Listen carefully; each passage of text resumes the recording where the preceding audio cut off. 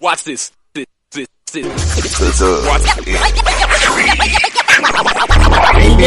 football talk is a big hit. Sunday nights to Wednesday nights, we striking a match cause we lit. Y'all know the name, we call it the Dub. On Friday nights, it feel like a club. Getting that VIP treatment on the sideline, they showing us love. Great interviews, go hugs, putting in work, go good. Texas youth and high school talking to page on Facebook, hold up. Coach trying to stand on the scene, giving advice, he do what he mean. Jay Mack and Swaggy Big, rocking the gear, it's so clean.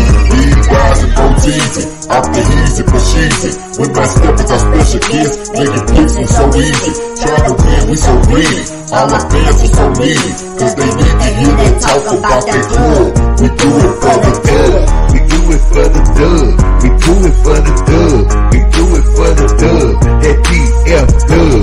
We do it for the dub. We do it for the dub. We do it for the dub. That DF dub. Welcome to the Dub, number one high school podcast starring Pat Boteezy, Jeremy McInnes, Whitfield Roderick, Coach Carr, and Ron Riser. Well, all right.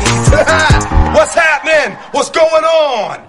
Welcome to the number one talk show. Speak out. The Dub, baby. You heard it first. The Dub.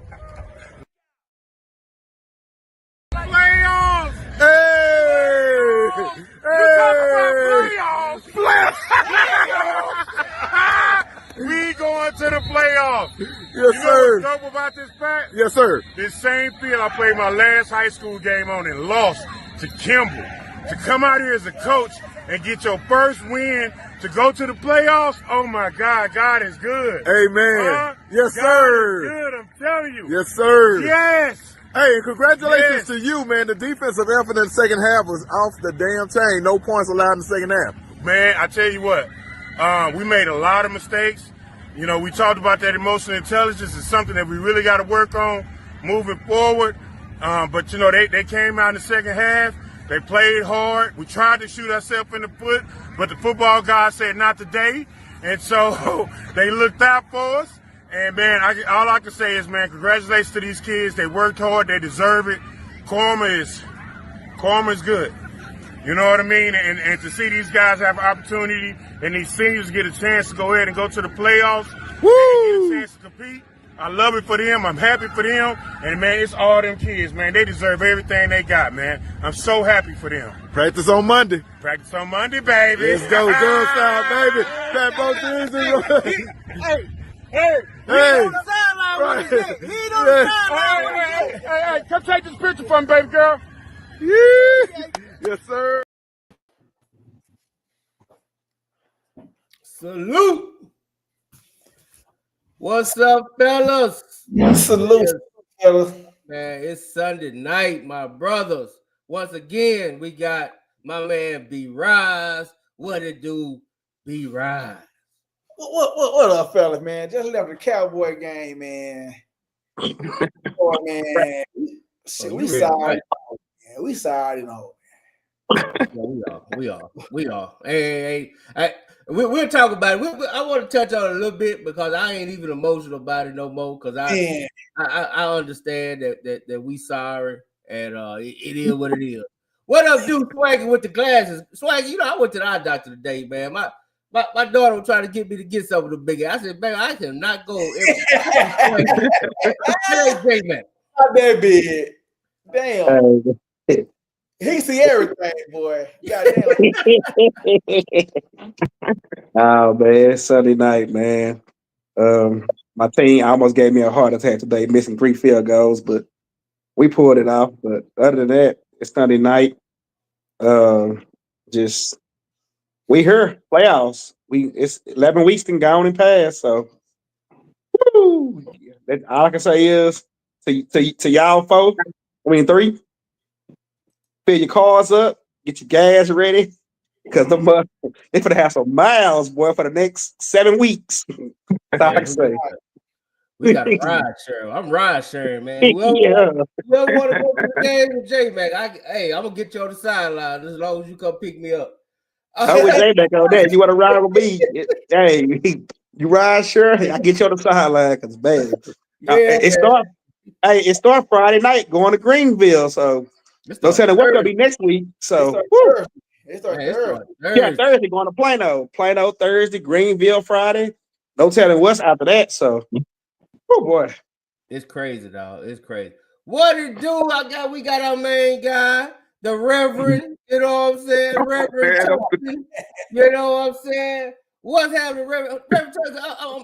Don't make the people mad today, man. We don't go back to story time on nobody, man. Because they be hating on. I like the stories, but they be hating. You know what I'm saying? So but I want people to understand that Reverend Tutson, he ain't just preaching now. The man got football knowledge now. If you don't agree with his opinions, go look at the man in the mirror. Well, how you doing, Rev? I'm good, J Mac. I'm good. Good to see y'all. Sway. B-Rod, you slid in like Wesley Snipes on Major League, man. We wondered if you were gonna be able to make the show. You slid on in here, man. So I'm glad to see you. I'm here, man. Good time. Before we get started, though, I got to give one shout out to all my veterans out there. Tomorrow's Veterans Day. Go these places, eat your food, go back, do like I do, man. I hit up 12 places last year. I think I'm gonna hit up about 15 this year. So take advantage of it. Hey, J Mac. Speaking of hating, Facebook hate. You reading? You see it say Facebook user for everybody? Yeah, dog. Why they ain't got people names in there, man? I'm like, damn, who this time? Hey, man, y'all might have to re-click on there and put your name and stuff, your Facebook profile name back in there, man, because I don't know what's up. Yeah, they've been kicking everybody out since, I'm not going to talk about that, the football show, but y'all know what happened, almost a week ago. So they've been changing. Facebook been changing since then. I don't see nobody names in the comments. I'm like, Facebook user.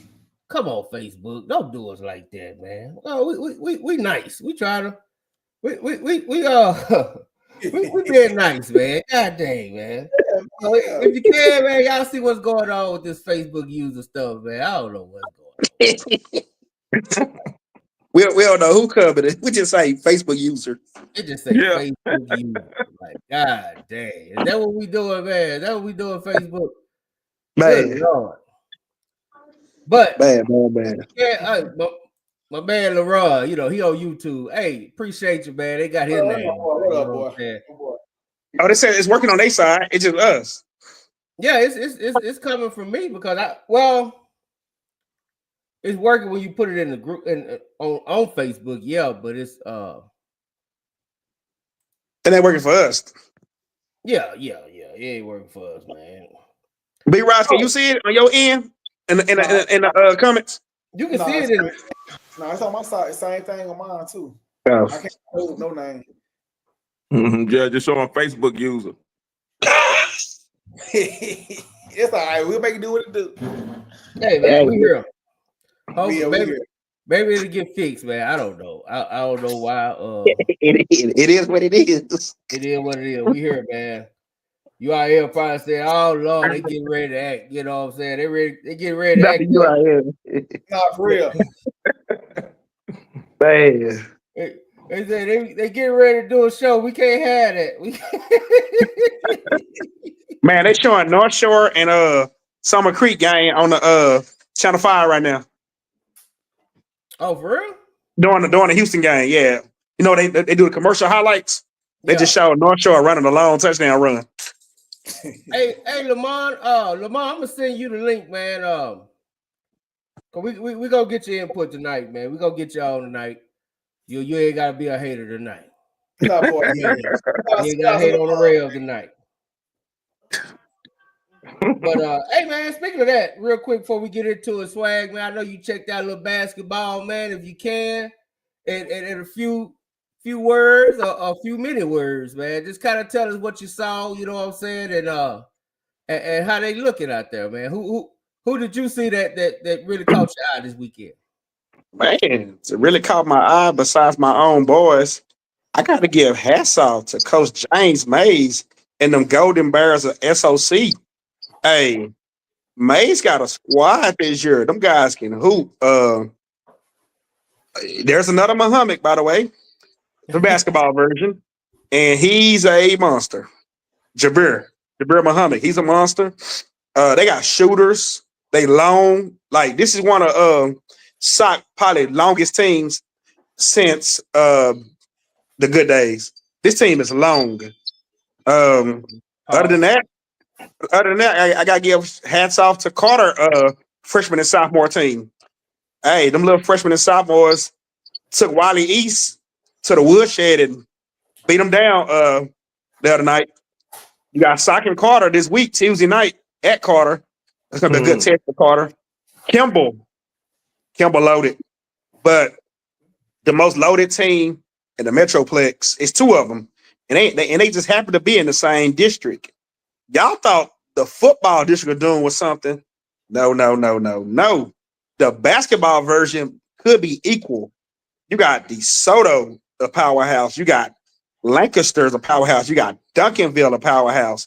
You even got Cedar Hill basketball making noise. So this is gonna be a hell of a year. But that Lancaster team over there and that Duncanville team, say you talking about some dudes.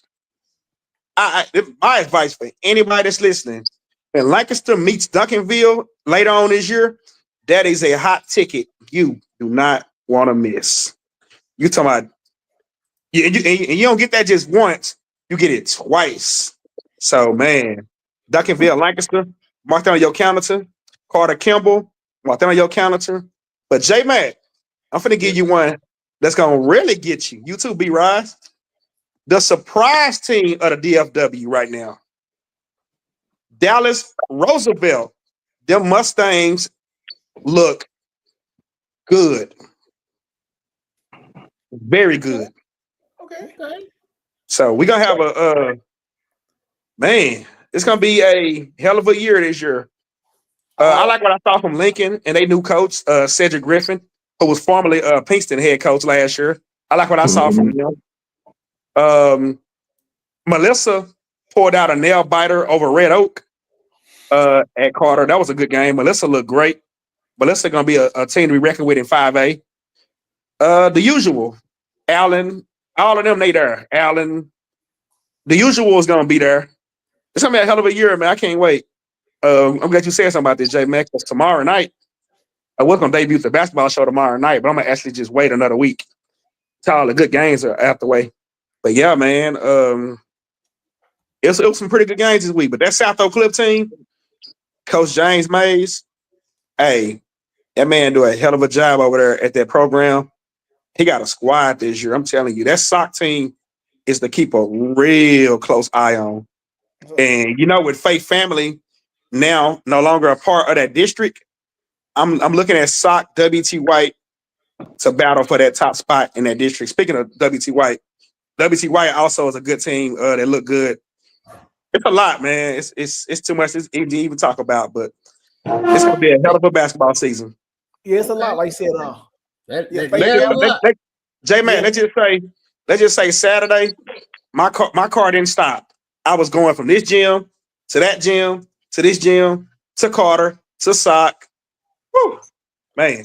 So let me say this way. So let's get something right. So Faith Family 95A, Langston 95A. So I'm just saying. So Faith Family 95A, Langston 95A. So 5A. So every team should make at least an extra round step, right? B-Rise, my honestly, a section of that, I honestly expect South Oak Cliff and WT White, who's in the same district, I expect them not only to battle for the district championship, but I also expect those two to battle for the rights to go to state. So 4A wise, I expect Kimball and probably somebody to battle to go to state. I expect Carter and Lincoln to be the last two standing to go to state. And in 6A, I already told you, you're going to see Duncanville and Lancaster more than 2 times this year. You're going to see that game at Ellis Davis, the winner go to state. It's going to be, that Lancaster team is something to be reckoned with, man. Hey, Slay, do they have a big 5A and little 5A state champion, right? Yeah, they do. Yeah. They're bringing that. Everybody got 2 now. Everybody got a chance to go to state, right? They throw that in basketball now? Yeah, Yeah. like DeSoto and Lancaster. You know, I'm glad you said that, Will. I'm glad you said that, Will. Duncanville won't play Lancaster. You're right. Duncanville, the Lancaster going to Division 2. You're right, Right. Will. They going to Division 2. Right. Yeah. So Mm-hmm. Shaw should make a state every year now. So Shaw, it should be no reason for Stock not to make the state in basketball, right? Yeah, but J-Mac, the basketball game of the week, there was North Crowley, Eastern Hills. Them 4 word schools went at it. North Crowley won, but they went at it. Steph is right. The Colony is damn sure the team to watch out for. They got Bryce Dixon. They got a squad over there too. I think the Colony is the representative of DFW in one of the 5As to get the state. Hey, how does Plano East look? They lost everything. They lost everything. They got DJ back, one of the top players in the state, but he by himself. But they still, can make a little noise. Yeah, I mean, they pretty much all they got to do, man. And I'm surprised he stayed, but yeah, I'm shocked. If they can surround him with some shooters and some defense, they're still gonna be a good team. Like I'm gonna be honest, man. I can't wait to see Duncanville Tuesday night. Because it looks like they got a squad over there, man. Sorry, man. Yeah. Hey, Edwards and Black. That combination is off the chain, dude. No, you thought Anthony Black was cold. Beckham is gonna be a monster, man. Beckham is a Willow. We got you on here. Salute to Willow and Seagoville, but Duncanville hit 109. Hey, man. 109. I was like, nasty. But you heard what I said, Jay, man, when I started talking about this. The District of Doom in basketball, man, and football, like, wow. Yeah, it's gonna be crazy. They got They got hard hitters in that sport too. Like, just like football, it's gonna be 5. Somebody gonna be left at home, just like football. Yeah. Hey, man, I got a question. So the kid that UIL denied from Faith Family Basketball, does he have a chance to go back now? Good question. 7. I don't know who the kid was, but 7, I know he do because now they're no longer under the UIL. So if he wanted to come from California, come back here, he could. Nothing can be done about it. Yeah, you can always go back home. He can go back. Man, we're gonna stop basketball because we might go back to it later. Because we definitely got to talk about this right here. That's coming up Tuesday night. You did. It's going down. Hey, man, it's Tuesday night. Y'all ain't got nothing to do. Ain't no JV games. Ain't no freshman games. You ain't no middle school games. Middle school gone. All that's gone. Yeah, ain't nothing else going on, but you sitting at home probably looking at somebody you hate you with. So come on out to Ellis Davis.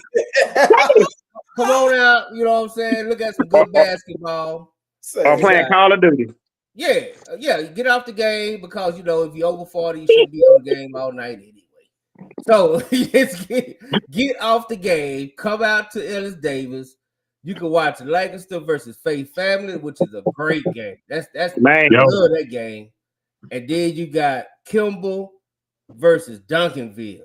That's the one I'm looking forward to because I know for a fact Kimball got a squad, and I just want to see Duncanville in person. We'll talk about that later, fellas. Because we got to talk about some football, man. We got to get this football playoffs on the road. You know what I'm saying?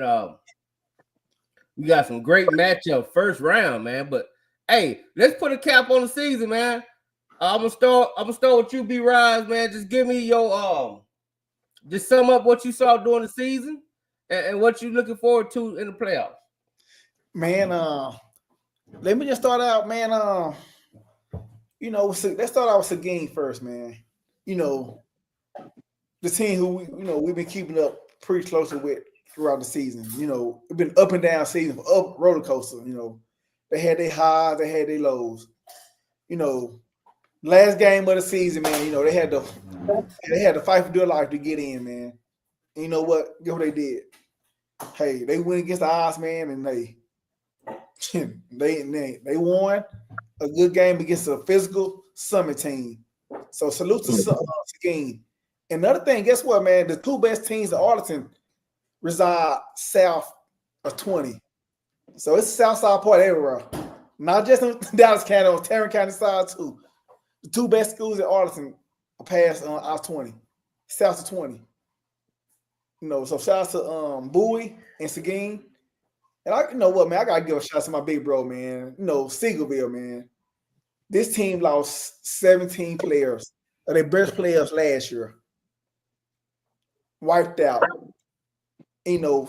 Unforeseen stuff happened, but guess what, man? They battled. They've had a hard-fought game Thursday. Guess what? They back in the playoffs. Man, yes, sir. When I say this, man, listen, when I seen Willow hat, man, I was just excited as Willow, man. So shout out to, Seguin, but, most importantly, man, Seagoville, man, they had, listen, man, losing 17 starters, man, players, man, and still making the playoffs. Hey, man, that's a story in itself. Yes, sir. Yes, sir. Give some chicken now. That's all I got. Respect, man. Yeah, man. I ain't gonna lie, man. I can't wait to celebrate with Willow. You know what I'm saying? Because we definitely gonna go out and have us some wings and cold beer. You know what I'm saying? And for Swaggy, he likes to drink up all the Coke. He do. Dr. Pepper, whatever. He do. You know what I'm saying? So, I can't wait. We gonna do it, man. We definitely. Hey, now we get to be Rise of Wings. We good. Oh, yes, sir. Yes, sir, man. We definitely got to get the B-Rise special. Hey, ain't nobody out there messing with B-Rise special, man. Yeah. Hey, who play Friday? We'll get to it. We'll get to it. Yeah, we'll get through that. We're gonna get through that. Oh, okay. Alonzo, I'm gonna ask you that question, man. You know what I'm saying? I mean, we put a cap on the season. You know what I'm saying? Just kind of give us a little quick synopsis of the season in your point of view, and what you're looking forward to in the playoffs.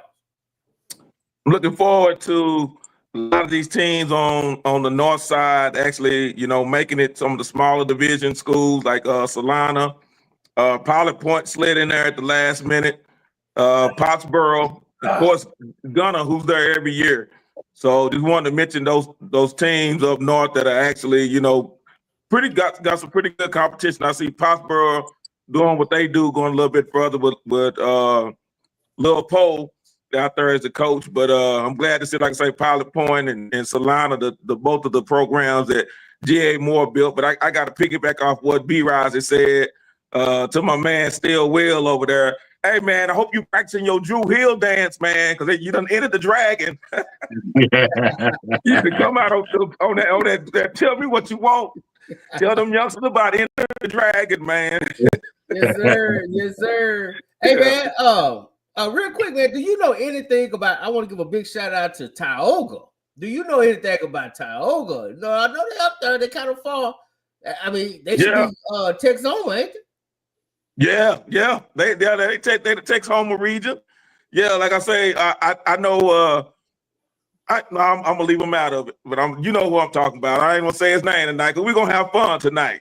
Yes, sir. We're gonna have fun Texoma tonight, is a real region, and Texoma is being recognized. And shout out to Dave Kimball and Matt Stepp and all them over there, and Tepper and Pickle and all them, because they do recognize Texoma as a region.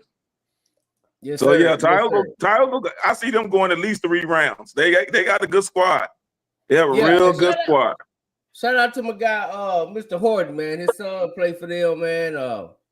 And he always hit me up. He wanted us to come to a game, but I'm like, bro, that's a field trip. You know what I'm saying? Yeah, that's man. You gotta pack a sack lunch. That's a field trip. But hopefully I can catch him in the playoffs, man. He feel real good about him. He think they got a chance to make it to state. So we gonna see. Willow, I know you've been locked in. I know you've been locked in and loaded. But if you could tell us anything to cap this season, man, and other than Seagoville, man, what else are you looking forward to? Other than Seagoville,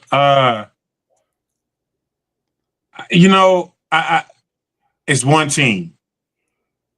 One is I'm excited to see the evolution of the North Crowley program, and they got their signature win this year. I think that's huge. We'll see where they are in the playoffs when they get that rematch against Deville. So I'm really excited about that one. And I think the second one, I ain't gonna say I think I know about this season, is really in between North Crowley and Cedar Hill. You know, seeing the decline of Cedar Hill so rapidly. Like it went from 100 to like 10, like quick. You know what I'm saying? Like it didn't slow down, didn't slow down and hit the curves. Like it hit curves and jumped over mountains and did all type of stuff. Like they just went straight free fall. You know what I mean? That's the one thing that I'm really, really torn between this season, because part is to see the success of North Crowley, see the success of Kimball, you know what I mean? And to see exactly if they can get out the first round. You know what I mean? If they can take that step. But yeah, between Cedar Hill and North Crowley, man, I think, and then Lancaster. I think Lancaster is the other one that's really, like, if you had to go, high would be the evolution of North Crowley. 2 would definitely have to be the decline of Cedar Hill. And 3 for me would definitely have to be the tenacity in which Lancaster attacked this season. I thought they attacked this season with a lot of tenacity, man. And I think it'll pay off for them in the long run. Yeah, we got to talk about that. We definitely going to talk about that when we get to 6A, because I have my own theory on that. Swag is swag. You know what I'm saying? You know, real, just kind of sum up the season for us and what you're looking forward to in the playoffs. Man, first and foremost, I have to give credit where it's due over there in Oak Cliff, man. What those freshmen did, they didn't make the playoffs. They was just a hair from making it. Those freshmen left a mark and had a remarkable season over there at Oak Cliff. So hats off to Wilson and those freshmen. Next year, them sophomores going to be hell to be reckoned with. Then I got to give credit over there to the other Oak Cliff school. They continue to do what they do. That 3-game non-district schedule, walk out of there 1-2, just like they did last year. That's impressive. That Longview game, they grew up as a team in that game, and they ever since they just been on a tear. Like Willow said, Kimball, 8-2, district champion. Remarkable job for Bam Harrison. I got to give credit over there at Duncanville. I got to give a lot of credit to Duncanville. It was written out. A lot of people came to this year and said, hey, they're not going to beat DeSoto. They don't have a running game. They don't have this and that. Keelan Russell, DeCorian Morris, Zach Turner, and the rest of the gang said, hey, hold my beer. And they're 10, they're 9-0. But last but not least, the biggest shout out, the Wranglers of West Mesquite. A remarkable job that Steven Jackson did over there. 10-0. From 1-9 to 10-0. Hey, that's great. But of course, last but not least, besides that, the Dragons of Seagoville. Hey, that's not many teams in the playoffs with that record. But hey, I think because Willow said it best. Sometimes karma's a B. Yeah. And all right.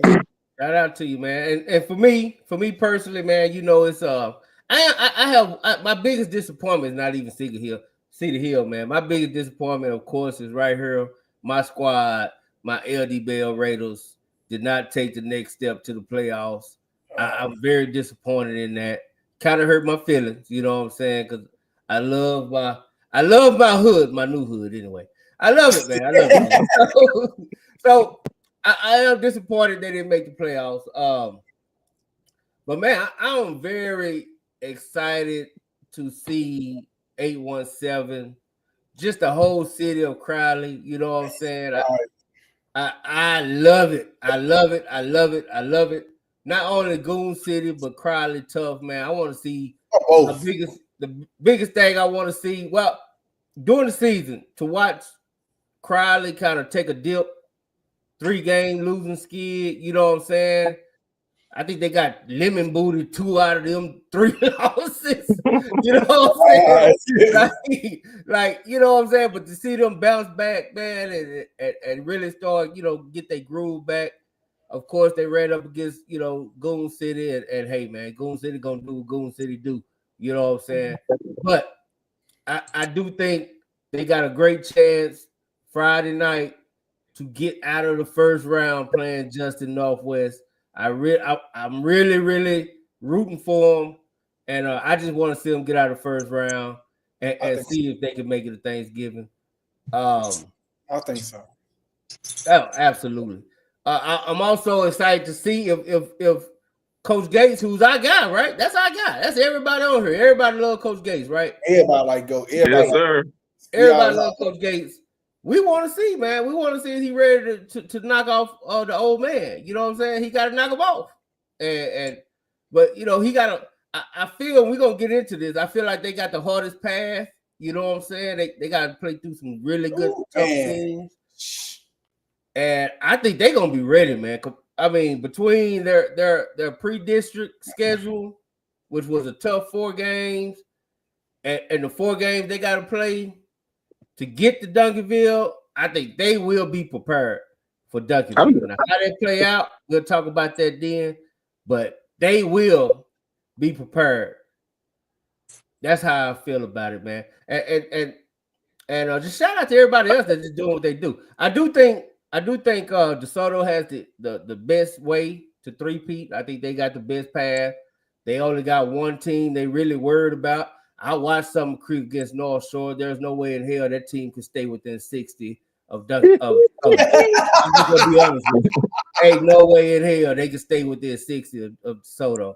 No. So basically, you look at that South Lake and Willow. I gotta ask you this, Willow, because you're a coach, right? South Lake have played absolutely nobody. I mean, absolutely nobody. They have not been tested this year at all. And they're going to run up against DeSoto. Is this going to test the theory that you have about scheduling teams that's like the teams you're going to have to beat to get to where you want to go? Is this going to test the theory? Because they played absolutely nobody with Cat Daddies. I mean, they have been probably head and shoulders more talented than everybody else played.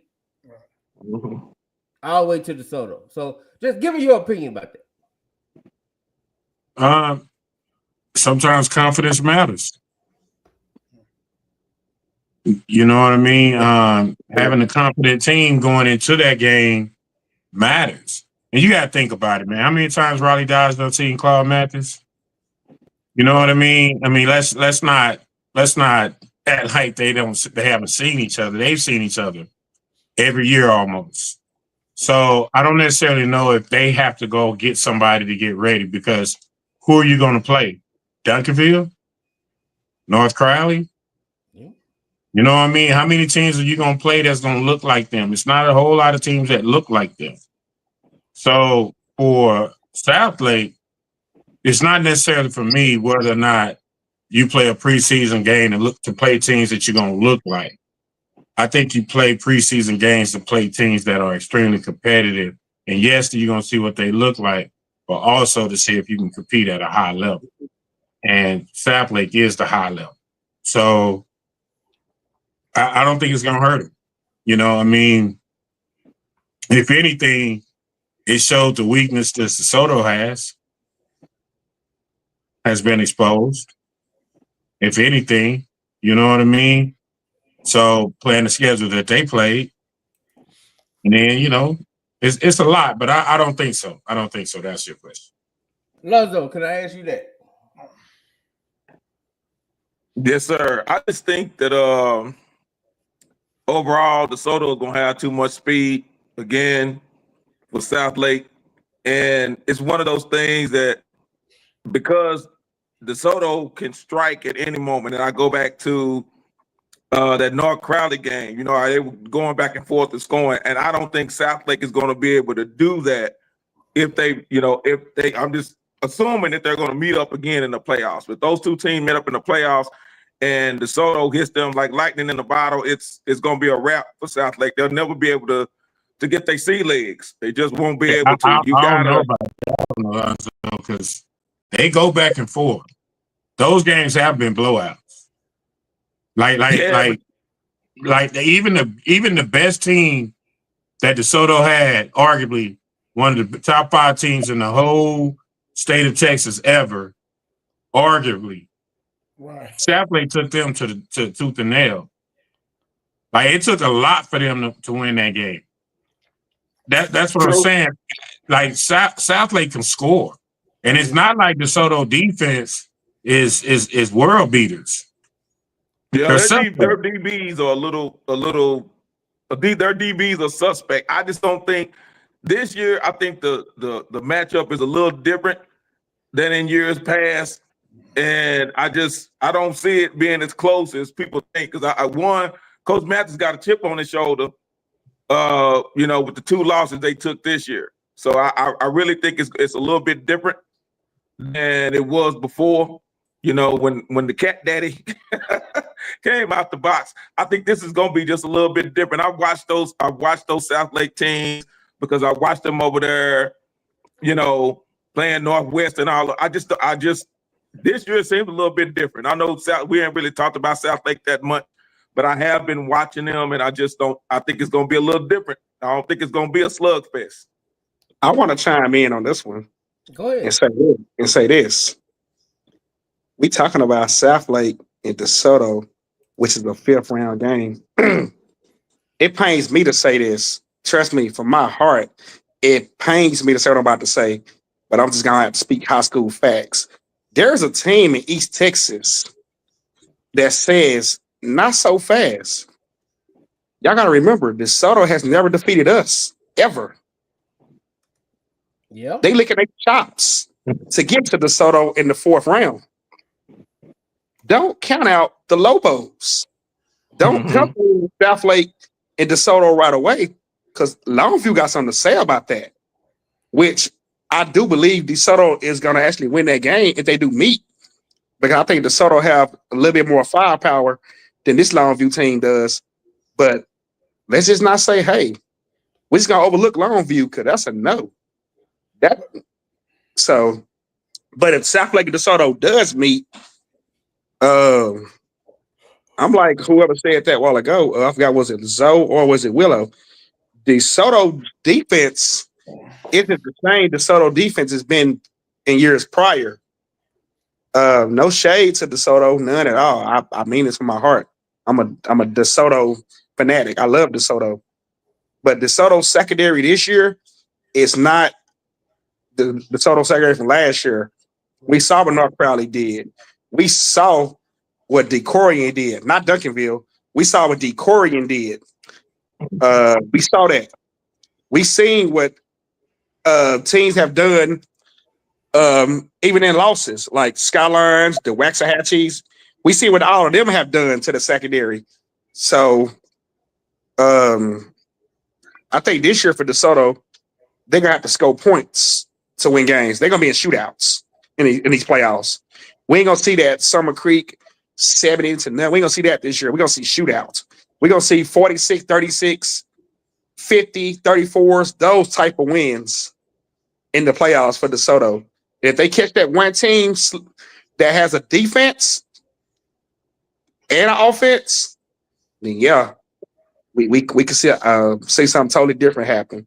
And that team could be Longview. Longview bring the running game and the defense step up, then hey, we'll be talking about something totally different. So this is going to be an interesting run for this DeSoto team. This DeSoto team is going to have to win with offense. And right now, I got to get credit where it's due. I don't know what happened since the Duncanville game. I don't know if they had a players-only meeting or what. But Keldon Ryan has become a different dude. And right now, he is clicking. And that's scary. Yeah, that's key. Well, he ain't. It's easy to say that once you get past, North Carolina and Duncanville, according to them stats, they gonna. You're right. It's easy to say that it gets through the hill, right? It's easy to say that it gets through the hill, right? Yeah, I mean, I no shade. I'm just saying, of course, everybody's stats gonna be what 100 yards. Anyway, I get to saying those way. But hey, he's clicking, man. He's been on fire since Duncanville lost. He has. Ain't no doubt about it. But hey, fellas, I want to. First thing I'm gonna do is we're gonna talk. Let's talk about 5A Division 1. Okay, let's go. Let's look at that, man. I don't know if you guys have seen the bracket, but off the top of your heads, I know we all been watching, man. Is there anyone out there that can beat Aledo? That's gonna stop Aledo. We just had Coach Jones on the show. Great guy, one of our best guests we had, man. Right. I'm gonna start with you on this one, Willow. Who gonna beat Aledo? Aaron. The only way they lose. Hey, do you have a bracket to put up? Cause I don't know who all in 5A1. I ain't gonna lie to you. Yeah, of course. I ain't gonna lie to you. I pulled a few drives. I printed mine out. Hey, I don't even know. You actually be prepared, Alonzo. My guy, we like to just go off the This be the reason why you can't get invited on those every week. Okay, there we go. You be stunting on us. Okay, let me see. I can't even see that. I can't see that. I can't see that either. I know they were upset, but I think they won't meet till later on. But I think Lone Star's got a chance. No. I think Lone Star's got a chance to get Aledo. Man, yeah, this is a tough one. Like I said, Aledo, man, they play El Paso Intermediate, Junior High, all throughout their bracket, man. Because they going out, they play those teams out west, and they're just not as strong out that way. So I don't, man. That, like I say, Lone Star, they were upset a couple of weeks ago, but they bounced back. But I think Lone Star is that team that can get them, but they won't see them till later on in the playoffs. Oh, they do. Oh shit! Isn't Trail got Aledo round one? Round one. Yeah, round one. Dang. Dog, they did a dog Holmes wrong, man. That's tough. Damn. Yeah. But listen, he in it. Ryan can do it. He think Ryan. That's a dub salute. That's what I was gonna say. This is I would say Ryan or HP. It's gonna be Highland Park. If anyone who beat Aledo, it can be Highland Park. It's gonna be them boys out of Markenberg Lane in them big old mansions over there. That's the only. We making this. Hey, this not no debate. Only team they're gonna beat Aledo is Highland Park. Oh, they in Vision 1 or 2? No, they region 2. They in 1. Highland Park is in that same one. No, I'm going with Ryan apart, but I do think Aledo's going to bring home a 13 championship. Yeah.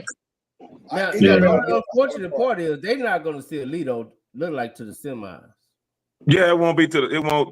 That's what I'm saying. That region 2 bracket to me is the hardest one. That has Highland Park, got Reedy, Lone Star, West Mesquite.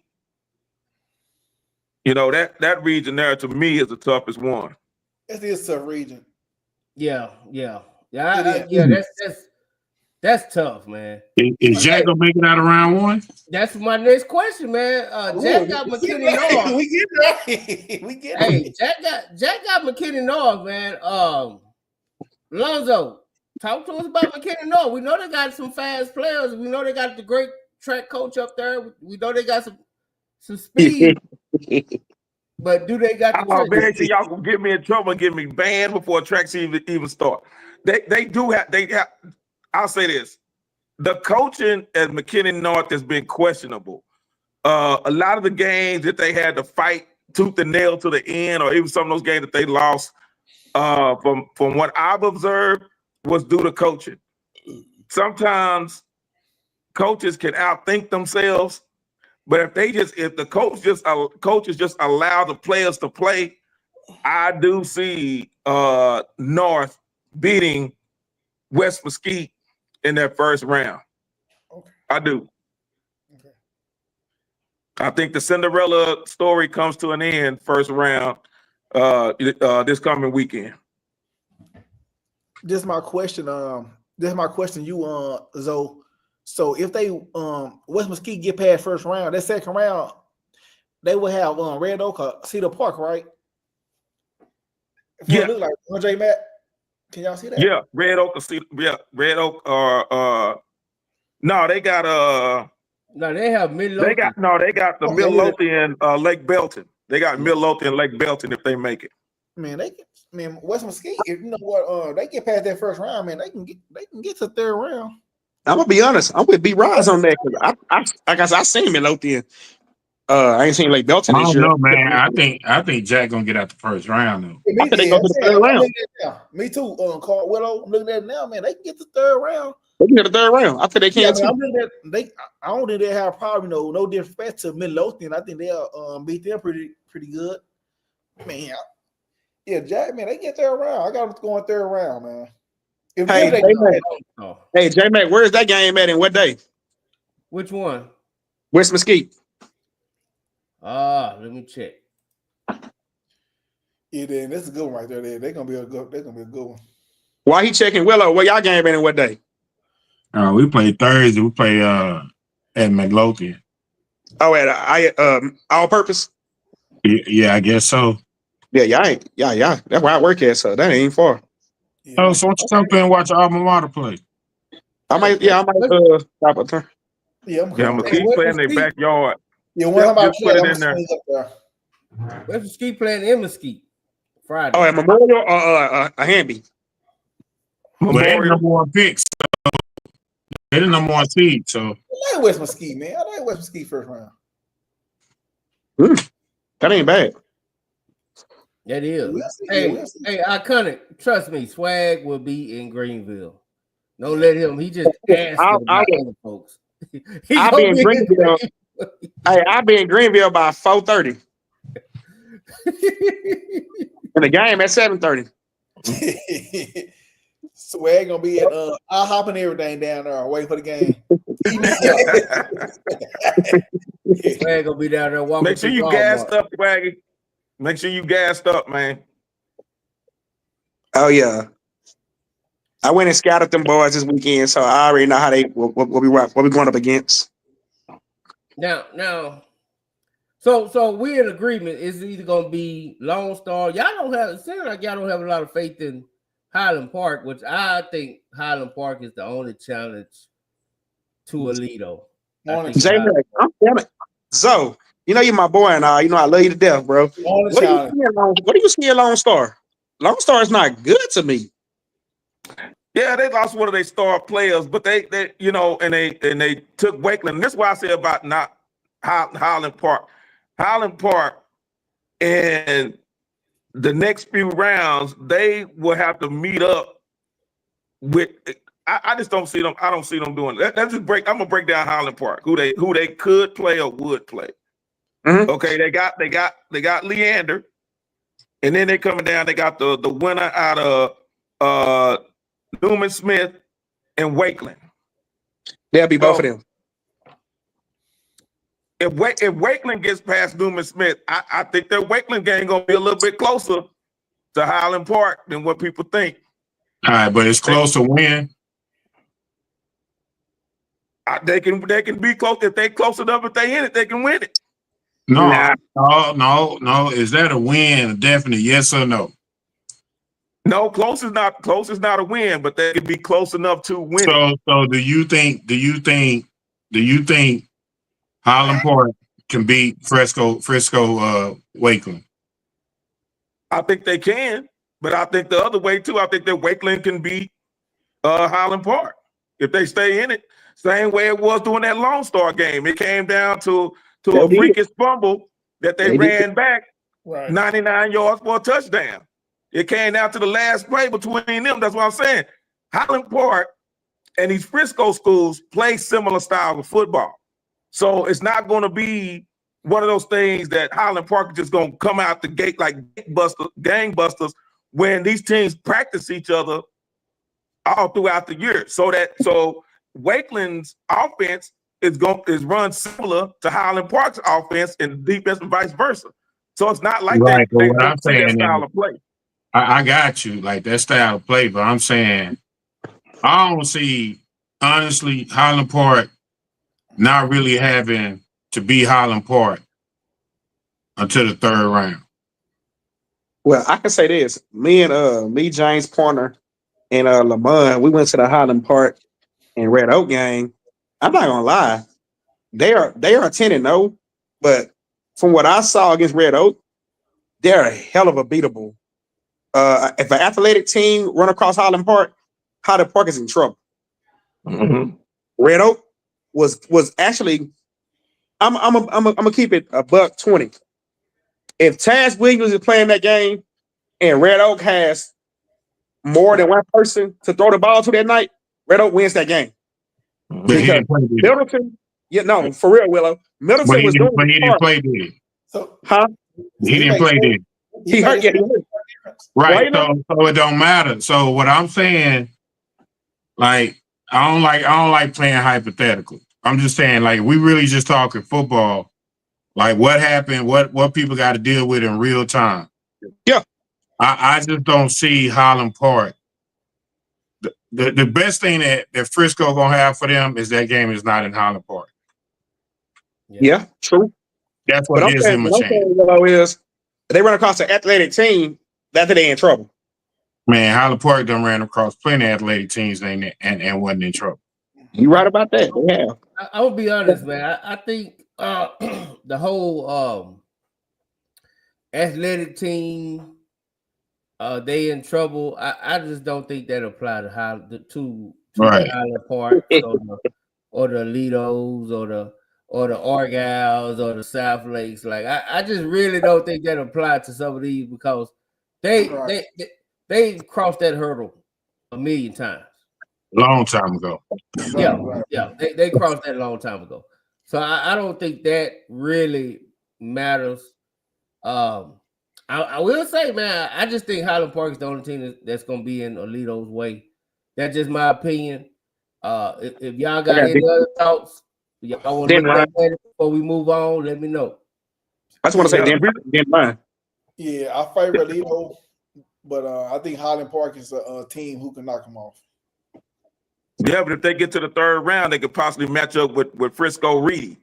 That's why I say you got Wakeland and Reedy down there that can do something. Alito, I don't see anybody really giving Alito any competition. I just don't out of that region. But I think that can say that region 2, to me, just looking at it on paper, is the toughest region out of the 4. Okay. Hey, one thing before you move on, J-Mac. Putting it like that, Den Ryan is the only team in that region 1 that I feel from an emotional standpoint, what they've had to deal with and how they've been rolling since that situation, that they could pop Alito. Mm-hmm. Hey, what was Den Ryan Alito score this year? I forgot.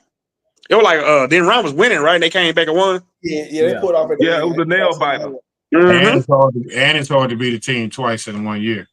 And this time you won't be nobody won't have a home field advantage. That's all interesting. You know, I'm sure Mr. Valencia is probably screen recording all this. So we'll get a video soon. Man. Where we need to go next, man? Where we need to go next, fellas? Division 2. Yeah, 5A Division 2. Oh yeah, we got. Oh yeah, we feel. This is by far the most intriguing division by far. This is the most open division to win right here. I don't know. This is by far it's a toss up. Well, let's go there then, man. Let's go there. This 5A Division 2 is a toss-up, man. 5A Division 2. Let's go. Do I need to bring it up? Bring it up. Shit, we think we know this one. I'll tell you what, man. Just off the muscle. I know you got the brackets right in front of you.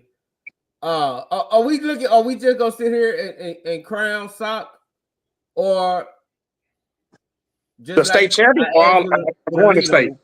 We can't do that. The state champion or going to state? Okay, Lonzo, talk to me. Because SOC gonna have to eventually, if they make it there, they're gonna have to play PNG again.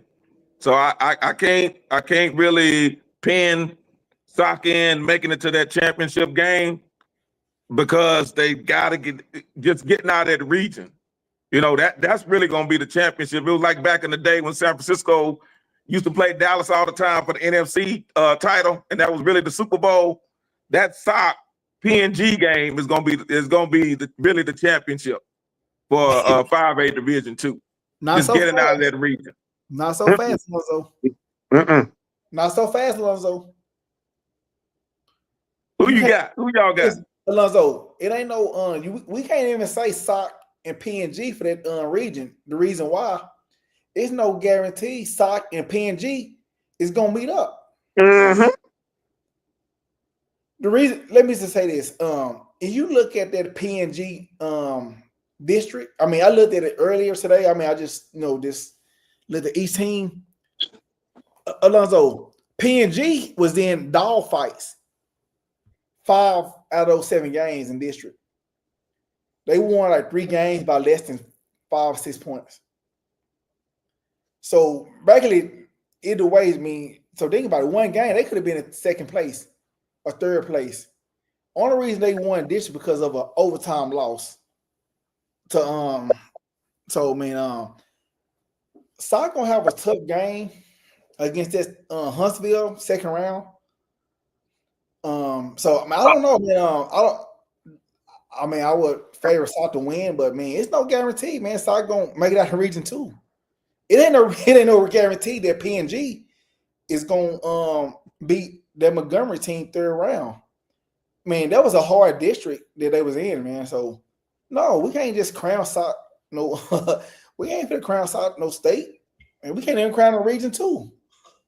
That's the toughest region. And then once you win that region, you gotta play region 1, and that's a whole nother monster. No, so that region 2, man. Like when you sit there and just look at it, right? You just look at it from South Oak Cliff all the way down to Kaufman, right? And along the way, while you look, oh, there's a Huntsville. Oh, snap, there's a Texas High. Oh, Texas High and Needland, the first game? Oh, that should be a 3rd round matchup. First round. Natchez Grove is going to have an easier route to get to the 3rd game. And you could possibly see a Needland Port Natchez Grove rematch. Right. You know what I'm saying? And then, don't forget, SOC might have to see that Seagoville team in the 3rd round. And they don't want that. They don't want that at all. They better be careful, man. People are optimistic over there up in the Ville. Watch out, Midlo. So seriously, I think if you look at SOC 2nd round game is probably going to be one of the hardest games along their road. It is. You know what I mean? And so I think you're right. Looking at a mid-low Heritage and looking at and playing the SOC and looking at both of those teams, there's a difference between those teams. So I'm with you, B-Roz. That region 2, to me, that's going to produce a state champion. If whoever comes out that gauntlet healthy and in place and proper, crown them. I don't care what's coming out of region 1 because that region 1 is tough because you got Argyle and you got a Lovejoy team that has been getting better every week. Right. I think that's probably where you're gonna be at. You know what I'm saying? You're gonna get a Argyle and a Lovejoy maybe. You know, just what I think. Now, you know, but you can't count out a Walnut Grove either. Mm-hmm. So it's gonna be it's a good one, man. But it's not Region 2 though. It's not Region 2. It ain't Region 2. No, that's week 5. Region Region 1 has some great first round matchups, man. Hey, right, they really do. They do. My take is this. We might take a pause real quick. We're gonna take a pause, but I want all y'all to get this out. We're gonna finish this one. I want to finish 5A Division 2 before I go to my special guest. You know, my take real quick. We've been trying to get a sock in Fort Bend Marshall for I don't know how long now. And PNG and all of them always ruin it. I think we're gonna get a sock versus a sock this year type of game. We're gonna get sock Richmond Randall state championship. That's my pick. Sock. To be honest, yeah, that's what that's kind of what I'm hoping for. I want to see, because let's just be honest. When sock actually look in the mirror and play somebody look in the mirror, they don't win. Now, of course, it's been 6-18, but now they'll get a chance to see a 5A team that's like them in a Randall, or even I got down there at Miller. I don't want to count them out. You know what I'm saying? CC Miller down there. You know what I'm saying? Yep. So I do want to see that, but I at the same time, this region 2, I'm with Willow, man. If you come out that healthy, man, how can you not be the favorite? You know what I mean? Just being honest. If we be honest with ourselves, how can you not come out the favorite? But I do want to. I gotta ask a question, fellas. I got a question too. Okay, Seguin versus Colleyville. I mean, no, Anna versus Colleyville Heritage. That's a tough one. Anna by 2 touchdowns. I like Anna. I like that matchup. I like. You know what? Man, you know what? It's one of the things, J Mac, man. I gotta stand on my I've been with Anna since the season started. I picked them to win district. They let me down. But you know what, man? I'm gonna stick with my guns, man. I think Anna gonna make a good third round run, man. I already told you, J Mac. We seen Colleyville Heritage in action against Seguin. Seguin should have won that game, no doubt about it. I mean, Anna got way more. Zion, quarterback, athletic. Chumley is probably one of the best damn players in the state that nobody talks about like that. Anna got dogs. Anna this is gonna be a BTA. I hate to say it. I think Anna gonna make. Yeah, this is gonna be a BTA. Wow. Now somebody said it's a 50-50 game, and you over here saying by 5. No. By 2 touchdowns. The reason being, I say again, Anna has one of the like Swaggy Spray was saying, Anna has one of the most potent offenses in 5A Division 2. And it goes back to my prediction, what I said before. Since they lost to Melissa, Anna has not lost a game. Week 5, I told you the defense was going to turn it around. They are the only team to beat Walnut Grove this year. Yep. They are going to be ready. And if they match up with Lovejoy again, it's going to be a different result. Watch for Anna out of Region 1. Well, J Mac, let me ask you a question, J Mac and Willow and Swaggy. When we seen Fort Bend Marshall and Skyline play, just your first initial thought, did we think this side was 3 touchdowns better than that team that we seen against Fort Bend Marshall? Somebody will start 3 touchdowns better than Marshall. I'm just saying, when we seen I'm gonna keep it $120 with you. Marshall don't score on sock defense. What was your DJ, Matt? Yeah, I mean, I don't think they 3 touchdowns better, but I think that's the kind of game they eventually just win. That Sock will just win. What you think, Willow? Yeah, soccer beat them. Soccer beat them. Yeah, the reason why I asked is that Richmond team beat that team by 40 points with a backup quarterback. Mm-hmm. So that's why that's why I'm just trying to see where we at with that. So I don't think Fort Bend Marshall, they're a track school. They like a task to beat them. They like to run and turn left. That's all they do. That's how they do. That's a good point. That's how they do it. They also the number 2 team in the state in basketball. They got a hell of a basketball team. Yeah, and they hoop. Speaking of hoop, man, hey man, what the segue, Swag? We got my man, Big Snoop. My boy, Snoop. What up, boy? Big Snoop is in the What's building. up? What's up? What's up? What's up? I got to hang on my book last night. What's going on, man? But before you tell us about this big thing going down Tuesday night, man, you know we gotta get some input about them Kimball Knights. You know what I'm saying? Got to, man. Already. You see I'm already representing right there. Yes, sir. Yes, sir. Already representing right there. We're gonna keep that one going right there for a minute. Just for a minute. I'm always representing that right there. I need smoke colors. Me too. Oh, we got you. We got I need smoke colors. I'm always representing the dub. I got 3 colors, damn. Hey, Snoop. It still just hurt my heart. It still hurt my heart. As soon as Will get out the playoffs, I'm gonna be representing them Willows some more. I can get in touch with Will to do some stuff. You know. Yeah. Hey man, Willow got a line long as Luke 12 right now. Wait, though. I'm still down like 4 flat, baby. Hey, Snoop. It still hurt my heart though we lost to a team that only got 4 first downs the whole game. Oh, man. Who you talking about? That's tough. Wow. Who you talking about, Swag?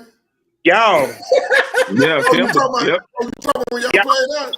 Y'all got 4 first downs and beat us. Hey, I'm gonna tell you. You know what, Swag? Y'all play really well. And that I'm gonna just leave it at that. You know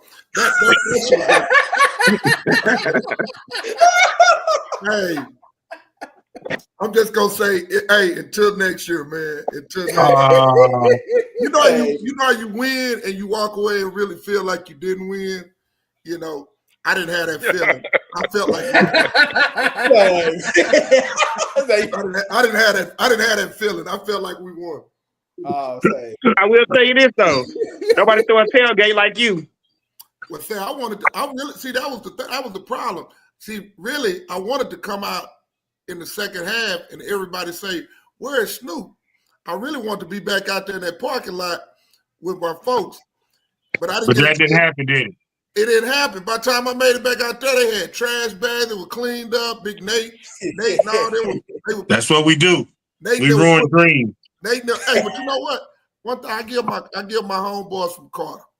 I give all my homeboys from Carter that tailgated with me that morning, tailgated with us. It was really, it was popping. But you know what? I give them a lot of shout out because as I was in the game, enjoying the celebration, when I got outside, they had cleaned up, bagged up stuff, you know, had my chair, because I left everything out. I left the tables. I left everything I had out there. I left it out. Cool.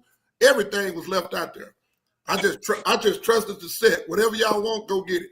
I'm going into this game. Hey, you have some good old barbecue patties though, boy. Them was good. You know what? I'm gonna have to get y'all. When those things are fresh. You know, I cooked them things at like 6 o'clock that morning, man. Wow. Yeah, we gotta catch you. Look. Hey, Snoop, you also you need to bring them microwave too, because they were cold by the time me and Swaggy got to them.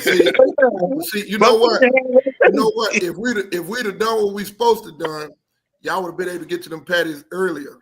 You see what I'm saying? See, that was the catch. That extra half, that they got cold. We didn't supposed to have that extra half. Wait, well, you need to sound like to me. You should have been talking to Bam. But speaking of Bam,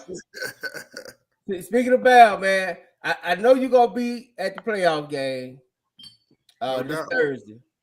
Mm-hmm. So before you tell us about your big event Tuesday, I gotta get your thoughts about Kimball playing Auburn.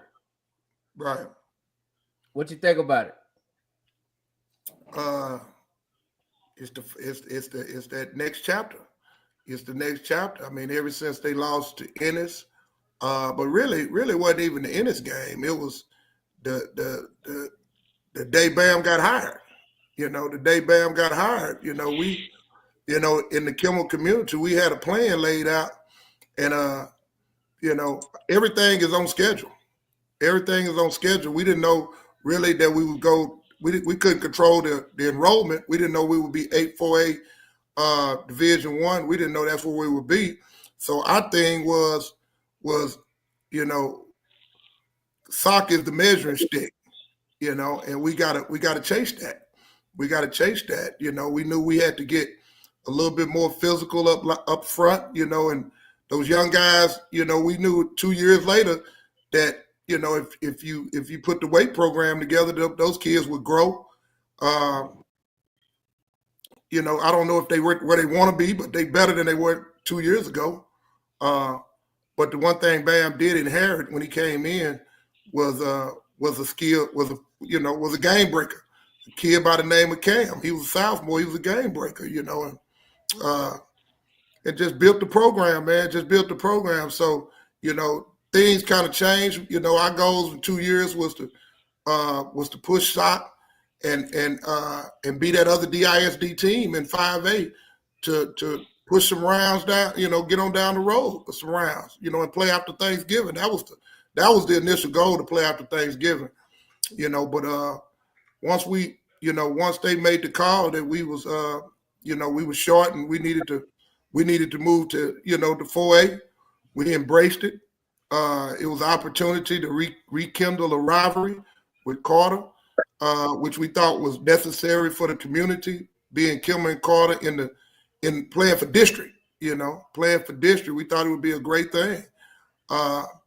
And I mean, like I say, we was chasing sock, just trying to use that template to grow, to grow the program. And now I think we equipped, we playing for something bigger right now. Playing for something bigger. Yes, sir. I got a bet, man.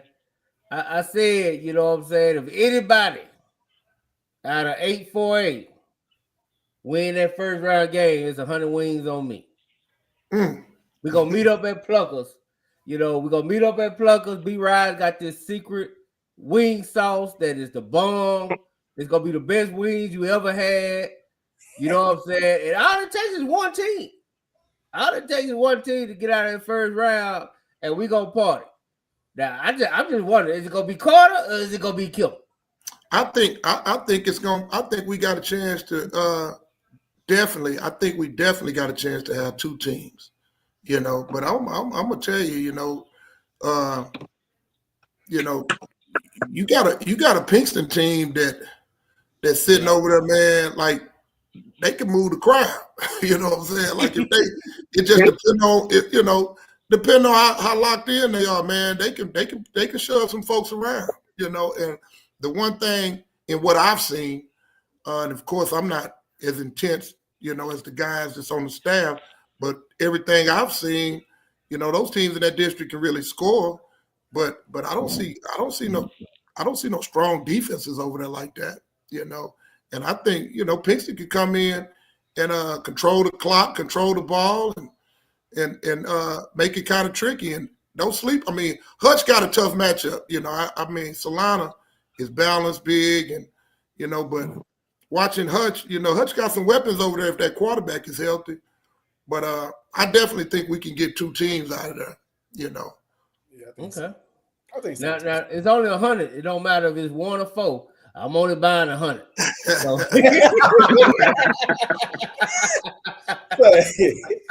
I'm only getting 100. But hey, man, that we love to have you here, man. You family. But tell us what you got going on, man.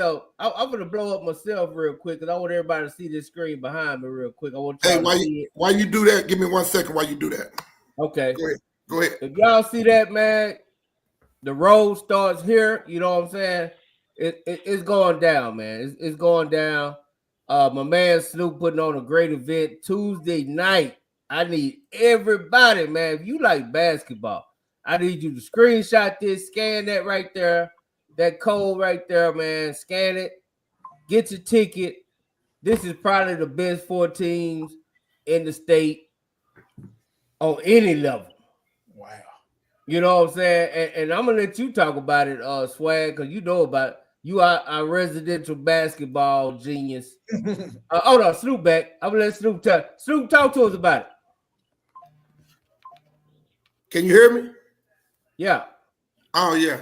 Okay. Well, again, this was something that really that I've been wanting to do since when I went to UTA, when I took the UTA job, that was something that I just had to do that during that time. But prior to going to UTA, this is something that I really wanted to get into. I wanted to get into a little entrepreneurship, and when you spend all your life doing something, you can't start something new. So when I wanted my entrepreneurship, I wanted it to be still within sports, and my thing is I wanted to get on the other side and try to give to these coaches what a lot of people gave me as a young coach when I was coming up. They gave me an opportunity to build a brand. It was guys in the state that had different events and different things, and but you can't build a brand. You can't build a brand, if you don't have the platform.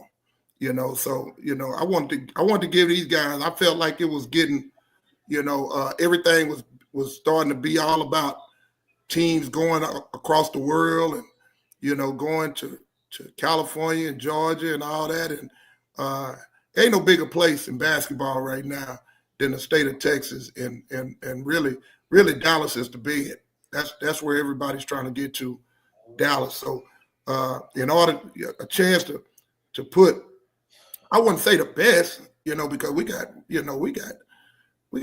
some hot teams around here, but I think these 4 teams right here, when you're speaking of tradition and championships, these are definitely 4 that's a good 4 to start this thing off. The Champions Classic is not going to be just this one place. It's going to become a series. This thing is going to get all across the state of Texas. But we're going to start in the Mecca. And Ellis Davis, ain't no better place to do it than Ellis Davis Fieldhouse. Yes, sir. Yes, sir. That's kind of how the dub came, man. We're gonna start at home, then we're gonna work our way, to take over the world. That's what we do. Go ahead, Swag. No, I was just saying what you were saying. Like we the ones. Go ahead. Hey, Yes, let me ask y'all this. I got a couple of podcasts and different people that's gonna be set up. I mean, why is the dub not gonna be set up at Ellis Davis Fieldhouse on Tuesday night? Well, Snoop, for me personally, I gotta do double duty. I know you I gotta do the Kimball game. I mean, I gotta do the Lancaster Faith Family, then shoot over to our school and do the soccer and carpet. So I'm not gonna be there for the Kimball and Duncanville game. Well, hey, Bobby Brown left, and New Edition was still going. You know what I'm saying? I told you, Bobby. You go, hey, every now and then you go do an album or something. But look, hey, they gonna do the big album. Big album is still there. They gonna take care of everybody. He got it. I tell you what, we could definitely do a post game. You know what I'm saying? That's cool. That's cool. We could definitely do a post game because I do work a real job.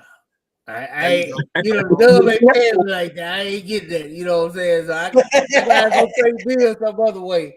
But I need y'all. But real talk, I need y'all to text me tonight so I can know who's gonna be there. And the Dub is gonna be on Front Row Street. They're gonna be name tags on the floor. Oh yeah, and Willow got to worry about. We ain't trying to make Willow not study. He got to study, so we understand that. No, I mean I'm gonna be there. Now I think I can get B Rise out. There you go. I get Snoop, B you know Rise I'm gonna out. be there. You know I'm gonna be there, Snoop. You already know. Right. And my usual spot posted, chilling. Yeah, I'm gonna be there, Snoop. I'm just gonna leave. I game at 7:30. I think I'm gonna leave probably by 7:15 to get over there to Carter. Is that game at Carter? It's at Carter. At our school, yeah. Oh, that's cool. That's cool. So once that one get popping, that's good. I probably get there right at tip off for the first one, but I ain't leaving. Okay, y'all be there. I'll be there. Yeah. I mean, one thing about these teams, man. I got a chance to really watch them this weekend and watch Faith Family the week before. And the one thing I was hoping, because it's early, it's still early in the year, and all of these teams are playing well. You know what I'm saying? So, I mean, I really think the people that come out and watch are going to see good games. I think they're going to see good games. Normally, you had these teams that have big names, and then when you get there, some of those guys not ready to go early in the year. But what I saw this weekend, they ready to go. Yeah. I was telling Snoop before you came on, I was saying, man, that Lancaster and Duncanville team, they gonna put on some clinics in that district when they play each other. Oh, that district is gonna be as good as it was in football. It got a chance to be just as good in basketball because I agree. You got the and like we talked about last night at the restaurant, Snoop, like we talked about last night up there. Our district gonna be a fool too with Carter, Kimball, Roosevelt, Lincoln. Oh, no doubt. Yeah, no doubt. And that's good. I mean, and that's the thing. These kind of events, you lose the fans when all your teams are. Every time you look up, they gone. Right. You know what I'm saying? Like they wonder why these. Back in the day, we used to travel every now and then here and there, but every week you looked up and you had Kimball, Lincoln, and you had Carter and Sock over here. I mean, you had Duncanville, and I mean, you had games to get in the rhythm. You know what I'm saying? Like now, it's about showcases and going to these different events. And so, I mean, my thing is, if that's what they're doing, let's create the biggest showcases. Hey, you remember back in our day when you was coaching? You remember the Dallas Morning News Classic around this time? Oh yeah. When y'all played I forgot who y'all played, and everybody playing like top school. The Sock was the team back then. They played Kevin Durant now. Well, that you talking about the one that was at Ellis Davis? Yeah, that one. Yeah, we didn't play in that. We were actually out of town. That was something they put together. Because Kevin Durant had played. He had signed with Texas. Mm-hmm. He had signed with Texas. And so you had Nike, where they, you had Slim Shady and Kevin Durant had been playing together playing against each other since the 8th grade. Mm-hmm. So Kevin Durant's team was coming to Dallas anyway. So they ended up putting that together at Ellis Davis. And I remember all those. I was out of town, but I heard about all those University of Texas people who bought up all those tickets. So you know what I need? I need all those TCU folks to come over here because Bug is playing. I need all them TCU folks to come over. all you TCU alumni and TCU folks that's watching the Dub tonight. Bug is in the building. He still ain't signed now. He still ain't signed. Hey, you better get in the building and show some support for Bug in there. And we got some big names playing in that deal as well. You got some young boys over there from Faith Family and Duncanville. Yeah, that's what I was about to ask you. That's what I was about to ask you. So talk about some of the players that's going to be playing, man, and who we need to look out for. Man, let me tell you this, man. And you know, you got one of the top basketball guys on the show with you right here. It's Swaggy, and I know he done already told y'all. I'm gonna tell y'all that basketball for the next 3 to 4 years, man, gonna be hot. It's gonna be hot, man. And I mean, if we can keep these kids here, you know, in town, man, it'll be the opportunity, just like you was talking about the Dallas Morning News Classic that we had at Reunion Arena. You know, the only reason it was able to pop off like that is because you had all these good teams and all these good players. You know what I'm saying? And that's what we got opportunity to do right now, man. We got that one of the best games ever. Man. Daniel Horton versus Chris Bosh. Oh my God, man. We had 17,000. It wasn't a seat left. 17,000. Yeah, you know, we was there. American Airlines. So, you know, we got man, you name it. I mean, we starting off with Faith Family in Lancaster, and I mean, you know, Lancaster lost. They lost Dylan Baptiste, you know, but Omari. Now Omari's back, but he won't play. Back? He won't play Tuesday. He got to sit 15 days. He won't play Tuesday, but he'll be in the building, you know. But I mean, I watched Lancaster the other day over at Duncanville, and man, they was playing against Prosper Rock Hill. And shout out to former Duncanville great Sean Williams, man. Sean Williams, dude, he got them boys from Rock Hill, you know, playing like they from over here. I mean, they are well coached. You can tell Sean has played and coached with some really, really detailed guys. I mean, his team, you know, I love to see teams that are well coached. You know, a lot of people think well coached teams play slow, robot. That's what people think. They think that's coaching, you know. But you know, you watch Sean's team and those guys get up and down the floor, but they do it with structure. You know, the kids know what they're doing. That's why you know they don't turn the ball over a lot. And Lancaster got some veteran guards. You know, they got him out of that thing, man. And it's gonna be on Tuesday, man. I mean, because Lancaster is sitting there with a veteran backcourt. They got one of the hottest recruits that Texas A&M Corpus Christi just stole in Kobe Pearson, man. He is a high flyer. Yeah. I mean, you name him, dude, he jumps over the rim. You know what I'm saying? And they just got that Lancaster culture, bro. I mean, they got that culture. Doug, them gonna play tough. They're gonna play together, and they're not gonna be afraid of anyone. And the same thing, you flip it over with Faith Family. You know, Faith Family is sitting there. King Grace, who's been dealing with some injuries, he's healthy and ready to go on Tuesday. That'll be his first game at Faith Family. He'll be excited, but they loaded with guards and tough guards. I mean, it's just gonna be a battle of them guys they're gonna be looking at each other in the mirror, man. You know, they're gonna be looking at each other in the mirror. So, like, that game right there is gonna have people tired. By the time Kimball and Duncanville start, they're gonna be wore out from that game because that's gonna be a battle. You know, and then and watching Kimball and Duncanville play, you know, first of all, as a former Kimball Knight and a former Kimball coach, you know, I hadn't been as proud as I've been, you know, in years in watching those kids the other day. You know, I've watched some good teams, but, you know, Kimball has a culture. And our thing is, you know, we want to see them kids play together. You know, that's the thing. You're going to play hard, play together. And I saw that the other day.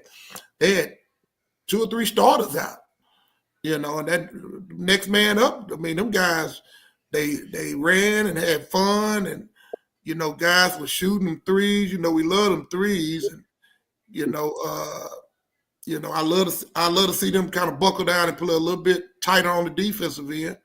But that's going to come. That's going to come. I mean, I didn't play no defense until after December. So, I mean, we didn't even practice defense till after December, you know. So, like, you know, so I can't get mad at them. But they play hard. They play together. and they shot the ball with a lot of confidence, and that's Kimball. That is Kimball basketball in a nutshell. So, I want to give them a shout out here on the dub. For all the viewers that's gonna see this all week, I want to give them their shout out. Because they got after it, and I'm, just with my Kimball hat on, I was proud to be a part of that program, watching those kids. But for the culture, man, Duncanville. Kimball and Duncanville, you talking about 7 championships from Kimball, 6 from Duncanville. I mean, wow. like you talking 2 of the kingpins of the state.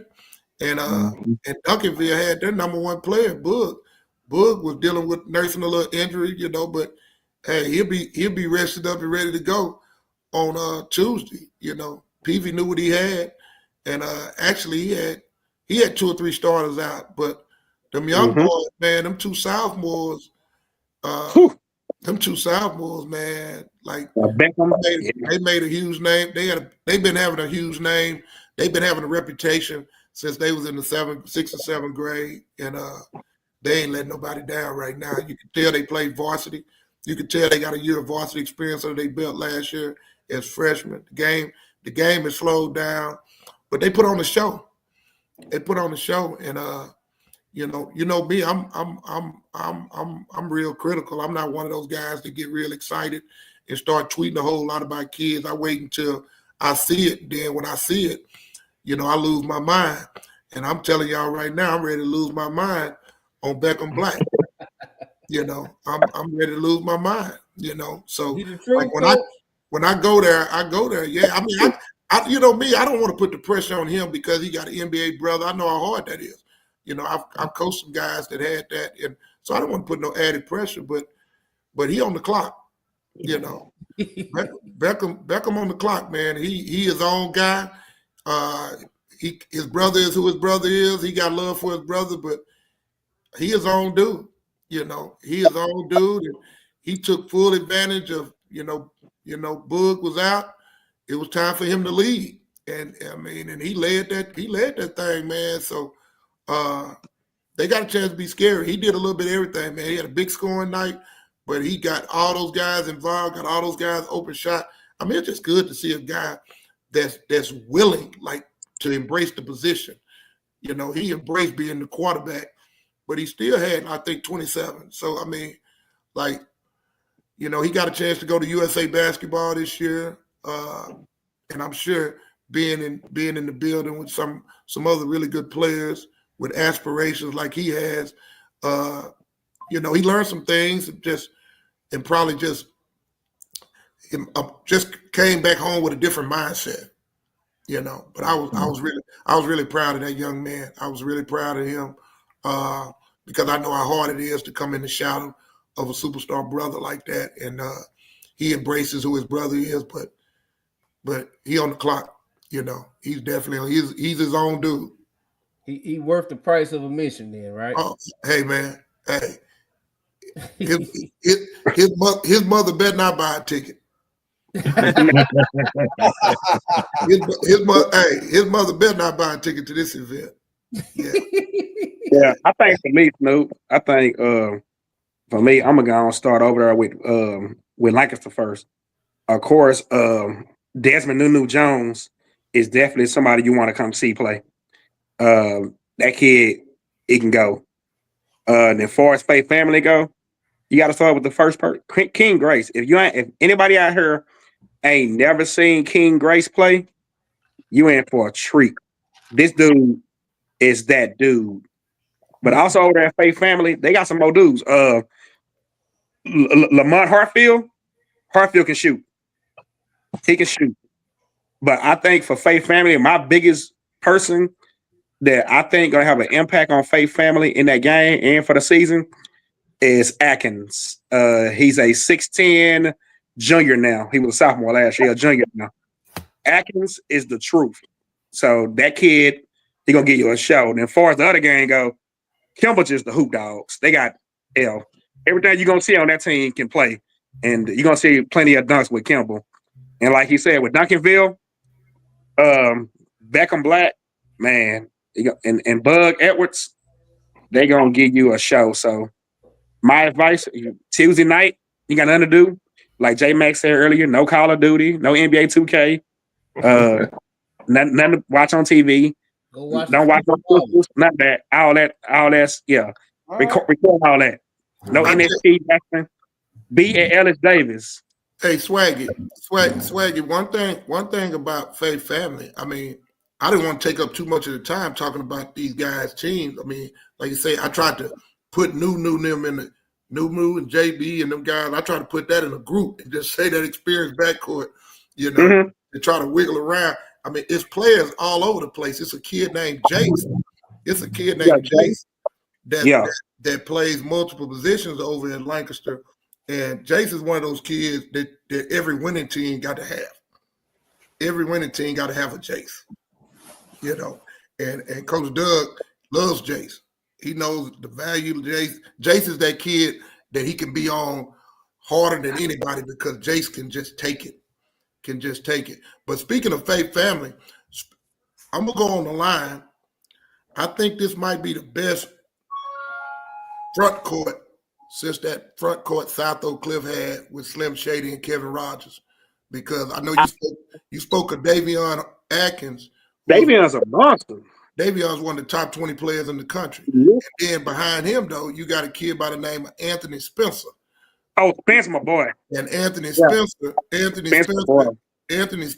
and Kobe Pearson, if you come into the 6:30 game, you probably want to get there by 6:10. Yeah. They're going to put on one of the biggest dunk shows. So all the videographers that's going to be there, they need to be there about 6:10 because the pregame dunk show going to be ignorant, you know, between Anthony Spencer and Kobe Pearson from Lancaster. It's going to get crazy. I also want to give a shout out while we're on here to Brandon, man.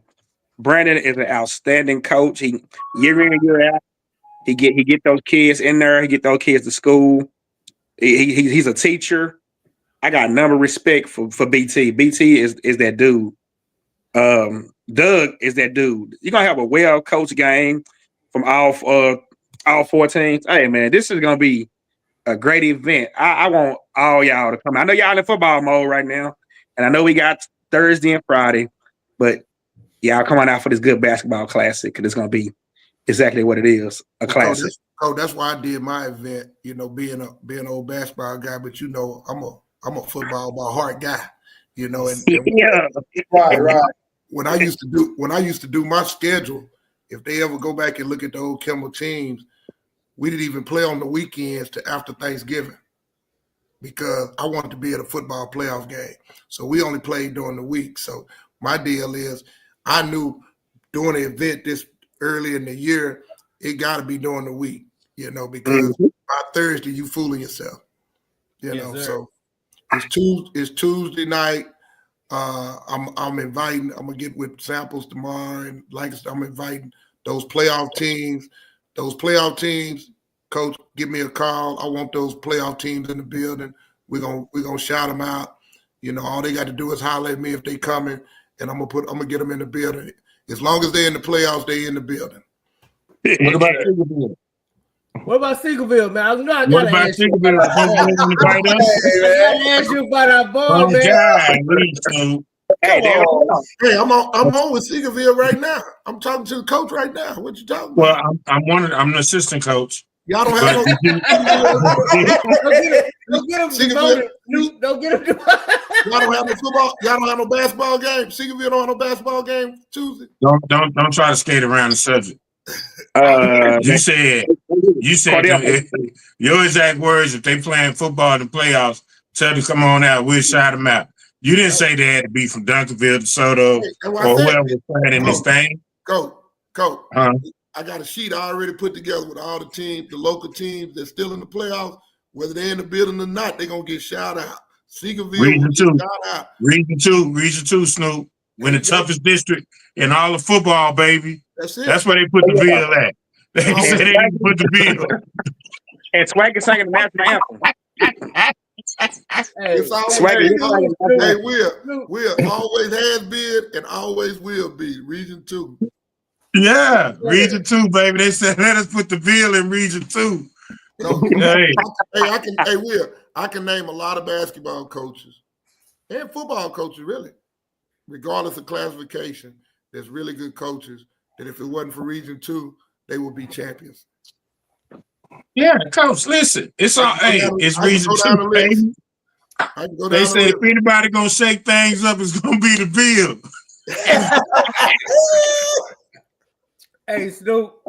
So we all gonna get back to football. You're welcome to stick around. You want to keep this football talk. You know, you fans. You definitely sticking around. It's playoff time. Yes, sir. So we finna go to 6A D1. All right, fellas. Heavyweights. Hold on, J-Mac. Hold on real quick. Snoop. Yo. When you left last night, I got me some of the wings. Oh, you came through there? I got some wings when you left last night. I ain't gonna give me some. Okay. I broke down and got me some. You supposed to. All right, J-Mac. We ready? Yeah. 6A D1, man. This is where we at. Lonzo got his papers ready. Yeah, Lonzo ready. He gonna break this one down because we gotta talk about this one. Now, hey, everybody is jumping ahead, right? Everybody jumping ahead to round 5. Everybody acting like it's all about Duncanville and hey, J-Mac, let me raise my hand. Let me say something before you jump into that. Go ahead. I know you told them to use the QR code. Yes, sir. But if you want to get a pre-sale ticket, you also can go to SnoopJohnson.com. There it is. SnoopJohnson.com right there. Go to SnoopJohnson.com. It's not on that flyer right there, but you can go to SnoopJohnson.com. They got it right there, SnoopJohnson.com. No, that's my email down there. Oh, okay. Yeah, don't go there. No, don't go. I don't go there. Go to SnoopJohnson.com. There you go. Get your ticket, man. Y'all got to show up, man. Let's get back to 6A. Let's get back to 6A. Yes, sir. Yes, sir. Yes, sir. Alonzo. Oh, no. I got to start with B-Rise. B-Rise. Is everybody jumping the gun trying to look forward to this semifinal match? What's your thoughts on 6A, man? Do I need to bring it up to show the people? Man, you got to bring it up, man. Let me just say this, man. We all want to see that matchup, but let me just say this, man. With North Crawley, 3rd round, they got a good competitive team. We one of the best quarterbacks in the state. They got to play a better commit. In 4th round, guess what they got to play? They got to play Allen, an undefeated team who's gonna be 12-0, just like them. Who they trying to prove? No, they trying to prove a point. They trying to let people know, hey, we back. And what other way would it be to beat a national rated North Crawley team? So, man, hey, they better not done that gun yet, man. Hey, it's a lot of football, man. Hey, they better take it one game at a time. Yes, sir. Yes, sir. I'm looking at it. I'm looking at it, man. Nah, man. Not so fast. Not so fast, my brother. Not so fast. I mean, I'm not saying, man. I mean, I do affect them. I mean, I do affect see a North Crawley versus Duncanville game, but I'm just saying, hey, not so fast. Because believe me, those Allen folks, hey, they got something to say. Compel, believe me, Wilder, he got something to say about that. So hey, he's gonna be some. Hey, he's gonna be tough. Are you ready for? You ready for a swaggy? You ready for a swaggy spoiler alert? What's up? Louisville is gonna knock Allen out Friday night. That's my 10-0 team. What place you finish in, Swag? That's my 10-0 team that's gonna lose. Remember I said it? Hey, you remember we said a 10-0 team is gonna lose in the first round? That's what it's gonna be. So you think Alex? Okay. Ooh. Boy, I ain't gonna lie, you out there on that limb, boy. I mean, like literally, you out there. You out there, boy, because he's the only one out there. Because I think this Allen team, they are very ambitious, man. I don't think they'll be close. I think, man, and they got to play in Allen. That game is in Allen, man. I don't see it. I don't see it at all. But I tell you what, I do see. I do think that Trinity could throw a monkey wrench and maybe get Allen. Yeah, I definitely see that. I do see that. I tell you what, Lonzo, tell me what you think about this 6A and how you see it. Are we counting the eggs or the chickens too fast, or is it pretty much going to be North Crowley and Duncanville? Oh man, like I say, I'm with B-Rise. Allen definitely has something to say. They got a 3-year starting quarterback coming back. This I can honestly say in the first round. This is one of Region 1 first round is one of the toughest. I would say not one of. This is the toughest first round matchups that I've seen in a long time.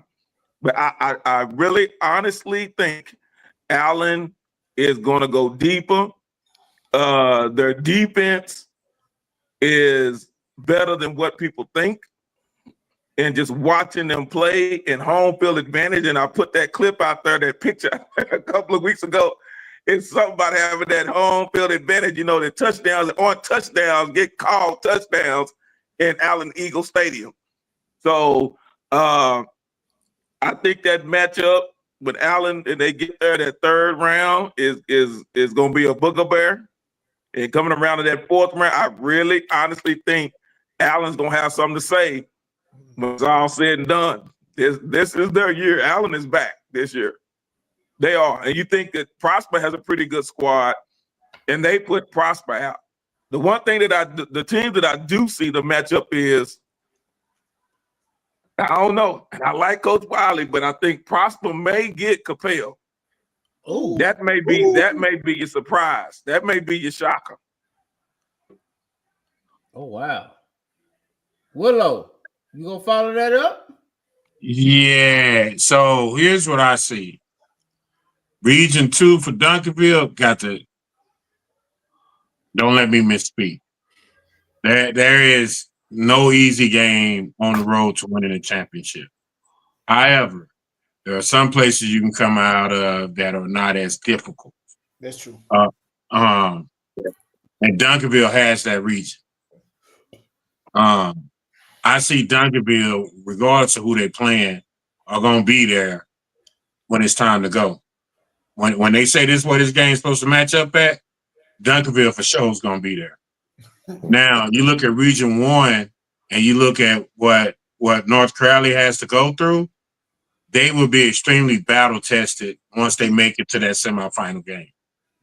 You got to look at, first they got Byron Nelson, which, okay, people saying Byron Nelson, 1 versus 4, but it's still Byron Nelson, right? Mm-hmm. At the end of the day, it's Byron Nelson. Yep. And then they get out of that one, right? And they got to go west. So they'll end up playing one of those west teams. Permian ain't going to be able to play with them. They don't have the talent or the athletic ability. So let's take that one out. They're going to win that one. Mm-hmm. Capel, Prosper. I'm not going to go against Pleasant Grove, South Dallas. I think they're going to be there. And then Lake Highland, South Grand Prairie. Lake Highland going to be there. So now you're going to have Capel and North Crowley. And North Crowley going to win that one. You know what I'm saying? And then now that's where you get interested in once you get to that fourth round with either Allen coming out of that region, out of that bracket, or Trinity. But let's just say it's Allen. North Crowley has beaten Allen before. Am I not mistaken? Last year. Yeah. So it's not like that's something that's going to be new for them. I think it's going to be more challenging because Allen's going to want to get back. But I don't necessarily see anybody getting in Gates way. I don't see nobody getting in North Crowley way until they get to Duncanville. Mm. I just don't see it. Now, if you ask for the where the potential upset is, I wouldn't necessarily call Allen upset North Crowley. I think that would just be a doggone good football game that we watch. Yeah, I agree. Snoop, what's up? What you think about this big 6A, man? Is everybody just waiting on Duncanville and North Crowley, or Is it gonna be some hiccups? Is our man Antonio Wilder can upset North Crowley? Can Allen jump in there and do something?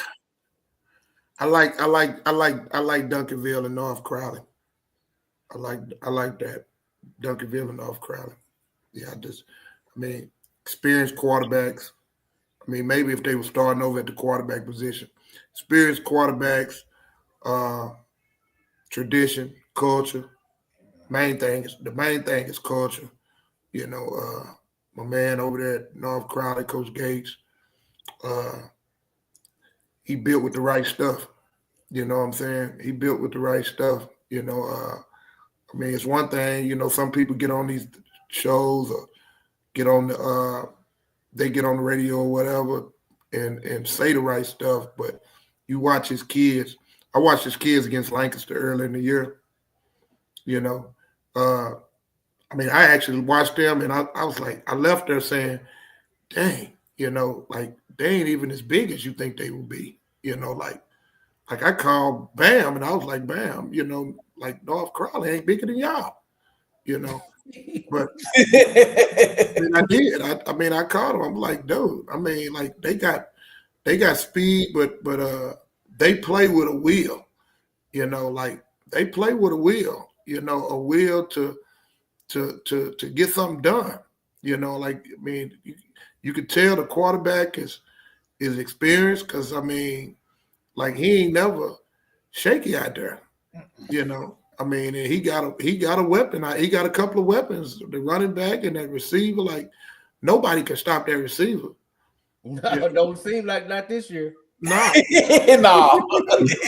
nobody can stop him, man. But Coach Gates is built with the right stuff, man. And but you know, Duncanville's gonna be hard. You know, the one thing I hadn't really seen Duncanville, I hadn't seen them all season, but I did see them against Lancaster. With my daughter being a cheerleader over there, I was at the game. And the one thing that Duncanville is not doing what I've normally seen them do is just pound that ball down your throat. You know, they throwing it around a little bit, but I've seen teams, especially when I saw them against Lancaster, they really couldn't just run it down your throat. So I'm interested to see what that's going to look like. I'm interested to see what that's going to look like, but I was really impressed with North Crowley. Really impressed with him. Yeah, I agree, man. I was extremely impressed with you know, Gates is my guy, and he's gonna have to get over the hump sooner or later. But I do think, you know, Antonio Wilder, Coach Wilder is my guy, right? So, and I think Capel is not gonna be a easy W. I don't think it's gonna be easy. I don't think Allen's gonna be easy. J-Mac, let me cut you off now. I mean, I get it. We watch these groups come through, and I know you guys. You know, you guys have been following North Crowley. You know, back with Courtney, and then when Gates took over, y'all been following it every step of the way. And you know, I learned about Coach Gates through you guys. You know, I don't know him personally, but you know, just watching you guys, you know, that kind of make me feel like I know him. But I'm gonna tell you, man, like a lot of people think your window is closing because of a group. He gonna be around. His team gonna be around. Now, I mean, like I get it that he got this quarterback that been around there for some years and got some of these running backs and all this. Like this is your chance, but you know he might not knock that door in, kick that door in this year. But I'm gonna tell you, he gonna be around. He ain't going nowhere. Yeah, his team, he built with the right stuff. You know, you get around certain people, he built with the right stuff. You know? Yeah, if he don't get over the hump this year, he definitely gonna get over it within the next 2 years. There ain't no doubt about that. I mean, he got the best job, one of the best jobs around in the state. No doubt. You know what I mean? It's almost he has a administration that's clearly pointing to athletics. Mm-hmm. So I mean, well, you know, and the rich gets richer. Yeah. You know what I mean? I hate to say it, but it is what it is. You know what I'm saying? It's the rich get richer. As long as he doing what he doing, they're gonna keep giving him everything he needs, just like Duncanville, just like DeSoto, just like Sock. Yeah. The rich get richer. Mm-hmm. Yeah, ain't no doubt about it. Hey man, can I give a shout out to our man, Holloway over there at Richardson, man, Richardson High School, man. Yes, sir. I think my guy getting out the first round. I'm telling you, I think he get out the first round. He played Halton right here at Birdfield Stadium. Yep. I think he getting out. I think my man Holloway is gonna beat Berkner and getting out of that first round. I think he beating Coach Trey. I think he's getting out that first round, man. Shout out Coach Holloway, Skyline High School. You know what I'm saying? Hey, did they play this year already? Would this be their second time playing each other? Well, no, they ain't never played Halton, I don't think. Oh, okay, my bad. I thought you were saying Berkman. No. Well, Berkner didn't make the playoffs, I don't think. Yeah, Berkner didn't make it. Berkner didn't make it. Yeah. Hey, man. Y'all look out for Richardson, man. We supposed to have Coach Holloway on the show, man. I don't know what happened. Maybe he focused, but I think he getting out of that first round. Then he's going to play the winner out of Louisville and Allen. But hey, man, let's get out of round one. Let's get there. Yeah, let's get there. We'll deal with that then. I'm thinking about pulling up at that game Friday because that game I think is Friday. So I need a game to go to Friday, J Max, so I can give my mind off the second round. Let's look, man. Let's look real quick. Let's look. I'm gonna share it that way everybody can see what's going on. So you say you need somewhere to go Friday. So I guess you ain't going to Greenville. Oh, I am definitely not going out to Greenville to watch that.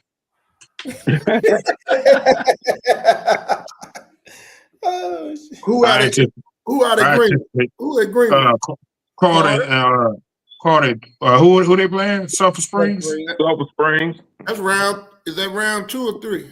That's one. That's one. Stop. We got to get out of round one. No. I'm talking about in the last couple of years in the playoffs. They played each other. Round one. It's 3. That was round one a couple years. Yeah, but that was round one a couple years ago, right? I'm not talking about what round is. I'm talking about what round is it between them two. It's part 3. It's part 3. Yeah, it's 3. That's what I should have said. I should have said that way. I should have said part 3. 37-33. Beat them by 12 last year. They're going to whoop their ass again this year.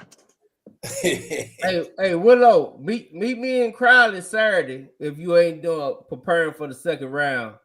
Because North Crowley play Byron Nelson. I definitely do that one. Yeah. Oh, yeah. Every Saturday? Yeah, that's Saturday. That's a good look right there. That's a good look. Y'all meet me out there, man. Y'all meet me out there. This Saturday? That's this Saturday, 1:00. All right, perfect. Well, I'm there. Now, Capel play Prosper Friday at Capel. That's going to be a really good game. I think Capel got a little too much for him, but my man Lonzo said it's upset alert. He did say that. I'm just saying. I do. I think that's the game to where Prosper really bounces back. And it goes back, we can revisit for a second with Allen. Prosper has 5, not 1, not 2, not 3, not 4, but 5 D1 offensive linemen. And Allen handled them when they played. They embarrassed that Prosper line. And if you watch over the years, Prosper, they sputter sometimes during the regular season. When they get to the playoffs and they get a little hot, get a little going, I think that game right there kind of added some fuel underneath their fire because they were embarrassed on national TV. So I think that Prosper's going to come out. I know Capel has a lot. They got a great quarterback. They got a great system, but I think Prosper up front is just too meaty, and it's going to wear out Capel's front line, defensive line. It's going to be one in the trenches, and that's why I think Prosper's going to pull it out. And this Prosper team, they're a 4 seed, right? Are they the 4 seed? Yep. Hey, yo, I got to jump off, fellas. I forgot. All right, Snoop. I forgot. I All got. right, Mr. Snoop. I got to jump. Appreciate y'all, man. Appreciate you, my boy. No doubt. See you Tuesday, dog. Already.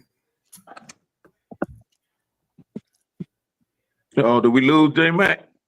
No, J Mac in the background, drink some Hennessy. Need a hen drop.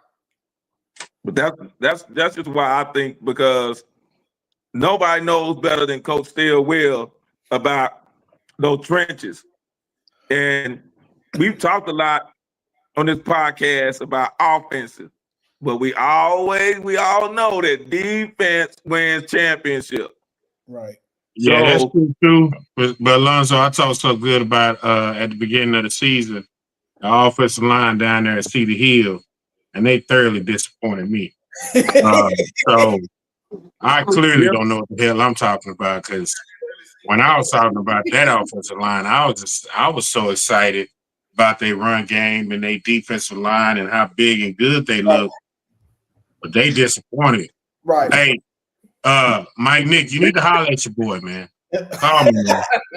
Call me. You got to reevaluate. Some people thought they had the best D line. Exactly. Yeah, they did.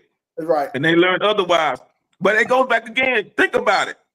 I don't think that Cedar Hill ever got over that pounding that Allen gave them at the beginning of the year. Oh, yeah. They took a whooping and they never recovered from that. Oh, come on, man. But see, Alonzo, that's crazy though, right? That's crazy. Not non-district. No, not really, because they took Lanks to the overtime. Mm-hmm. But I still don't think they recover. I think that game, because you go four rounds the year before. They ain't said much. Yeah, that ain't really sad. Well, I guess what I'm saying. Like, we ain't finna sit here and act like taking a 4-16 to overtime was like some big damn deal. Well, and that's the thing. You don't know who's their first year in the district of doing, whether it was Langston or Cedar Hill. That's true. You didn't know who the 518 was moving up. You know what I'm saying? Like to me, like the worst part that I saw all year when it came to Cedar Hill is they could never be consistent, and they could never, ever. I'm gonna tell you what the biggest problem is. It's redundant. It's redundant. T talked so much noise about this Samuel team and the Cedar Hill team, and they both sitting there. T-Dog, the bill was so bad. But we went to the playoffs. I just don't get it, Coach. Yeah, we still pricing. Rebond. I want you to know that.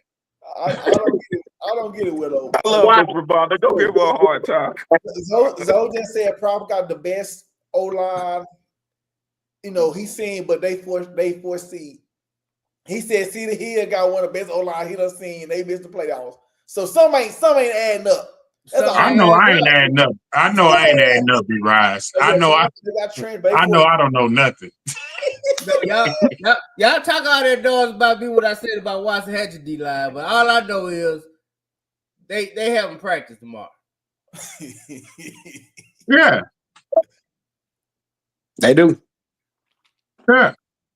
And they deserve it. Yeah. But nobody. Well, I don't know what other people thought. I never thought that they weren't gonna make the playoff. I just thought that Lancaster wasn't gonna make it, and Lancaster made it, and Cedar Hill didn't, and that's disturbing. That's very. Hey, real quick, man. Everybody's opinion. Did Lancaster prove they belong in 6A? How y'all feel about that season? 4 and 6. I don't think they really have what how you call it, Willow, the best victory or the a signature win. I don't think they have a signature win. Me personally, no. I think they got signature. I tried, but I don't think they have signature. I win. This right. No, but I think let me say this, because the playoffs are still going and they're in the playoffs. So let me start there. What I think happened what was the most impressive thing about Lancaster is they were in every game that they played in. You know what I'm saying? I mean, it wasn't but a couple of games where it's like, okay, well, but look who they losses were to. You know what I'm saying? So I think if you look at the top dogs, are they there? But they clearly are in 3 and 4.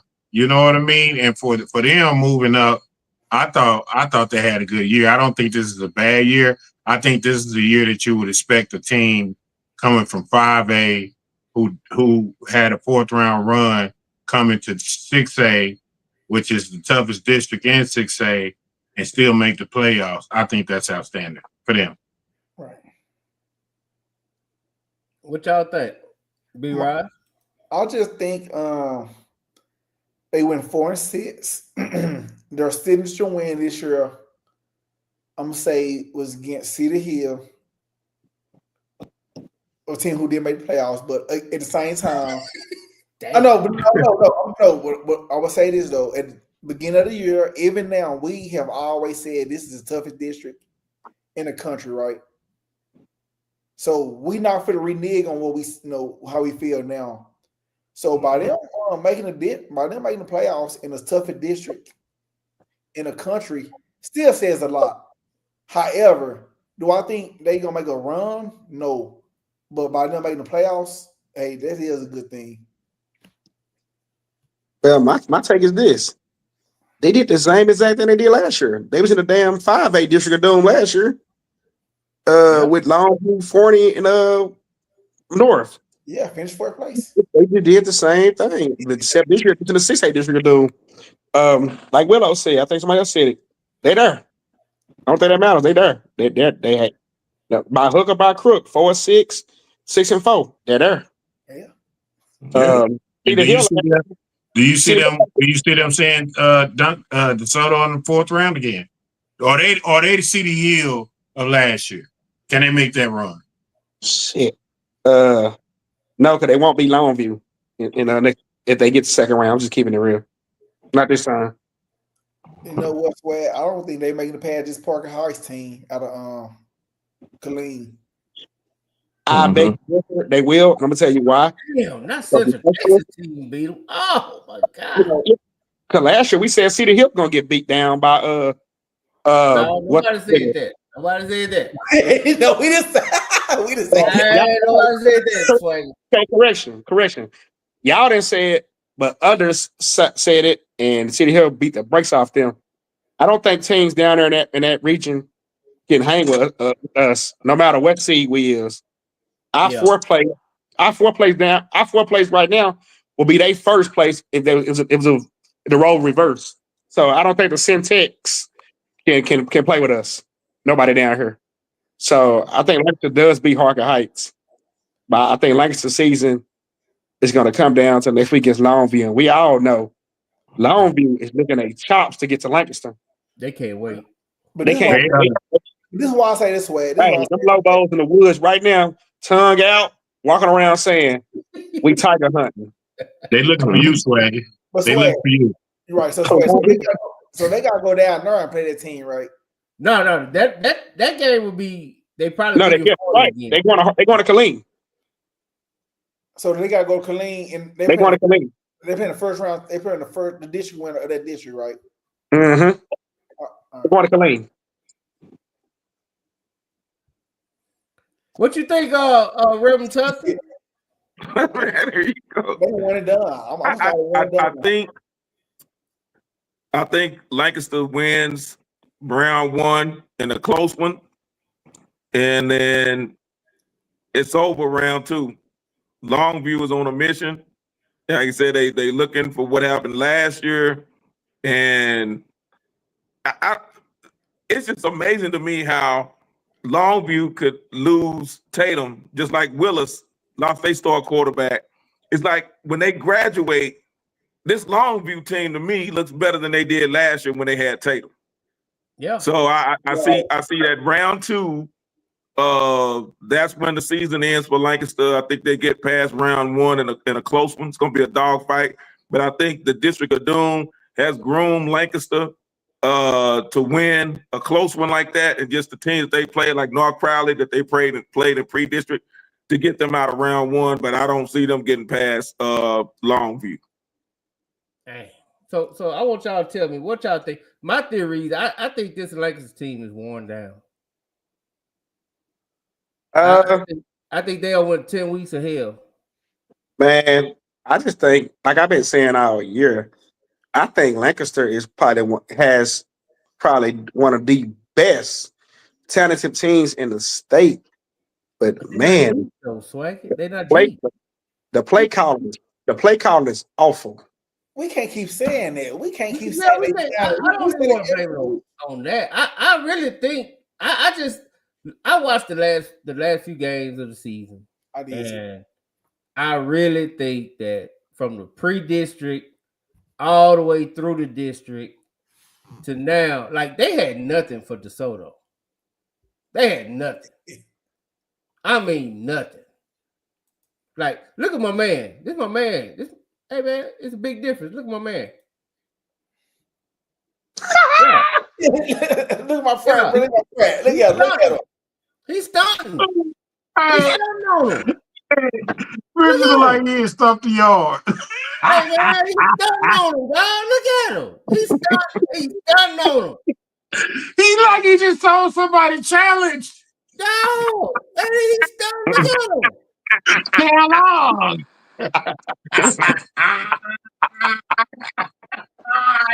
Mitchell, boy. Look at that swag. Say, look at him. Look at him, dog. That's a big difference. That's a big difference. Look.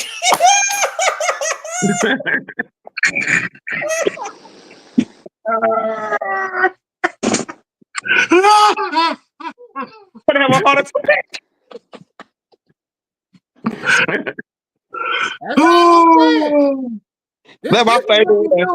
This is what you do when you at somebody else's house and you ain't took off your shoes. You know what I'm saying? You ain't took off your shoes. You went in there. You told the kids to go to bed. Oh, look at that swag. Look at him, boy. No, look at that. Shoes white. Shoes ain't dirty. Look at Ward, that dude, man. That's my boy, man. That's all I'm saying, dog. They went to Langston stunning on him, dog. Look at Ward, that dude. Stunning on him. Hey, who you think you looking at right now? With all the move 14 and everything, just who you think you looking at right now, J Mac? Yeah, oh, that KD. You know who he's looking at. He ain't playing, boy. You know who he looking at. Say Ward, not bullshit. he ain't playing no game, boy. I mean, right. He look like he ready to. Hey, he ready to cook get one of them Kappa steps on him. He wipe me down. Yeah, look, the hoodie ain't came off his head at all. He knew what was about to go down. Like, this war right here. That's my win the state, boy. Hey, he didn't have a cowboy hat on or nothing. He was ready. No, he kicking it, bro. He ready. House with all white shoes that didn't even get dirty. They did. Brand new. They went in your house with a brand new leather belt. Man, that was one of the brand new leather belts. Yeah, that's what I'm saying, man. We gotta give this. We can't keep saying they talent, they got all this and that. We gotta stop with that, man. We not gonna keep war sore losers with with words of wisdom. We gotta stop that, man. That's all I'm saying, bro. Like I really think that Coach Doug is gonna have 100% support from the school very soon.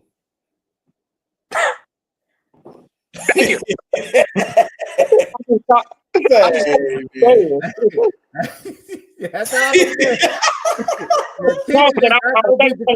That's all I'm saying. So you basically saying is he gonna get a small forward pretty soon. Yeah.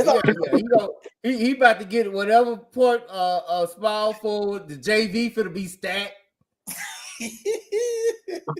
They finna have freshman tryouts. Say, man.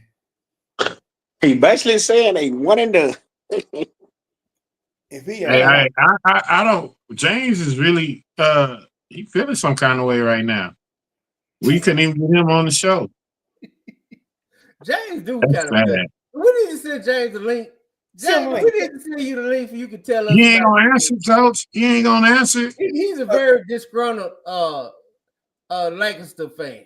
Don't tell me he like Gary Bird. Don't never come to invite. No, James ain't just no fan. James is an alumni player. He believes. Yeah. Come on, James, my boy. James believes. James posted Saturday morning. He ready.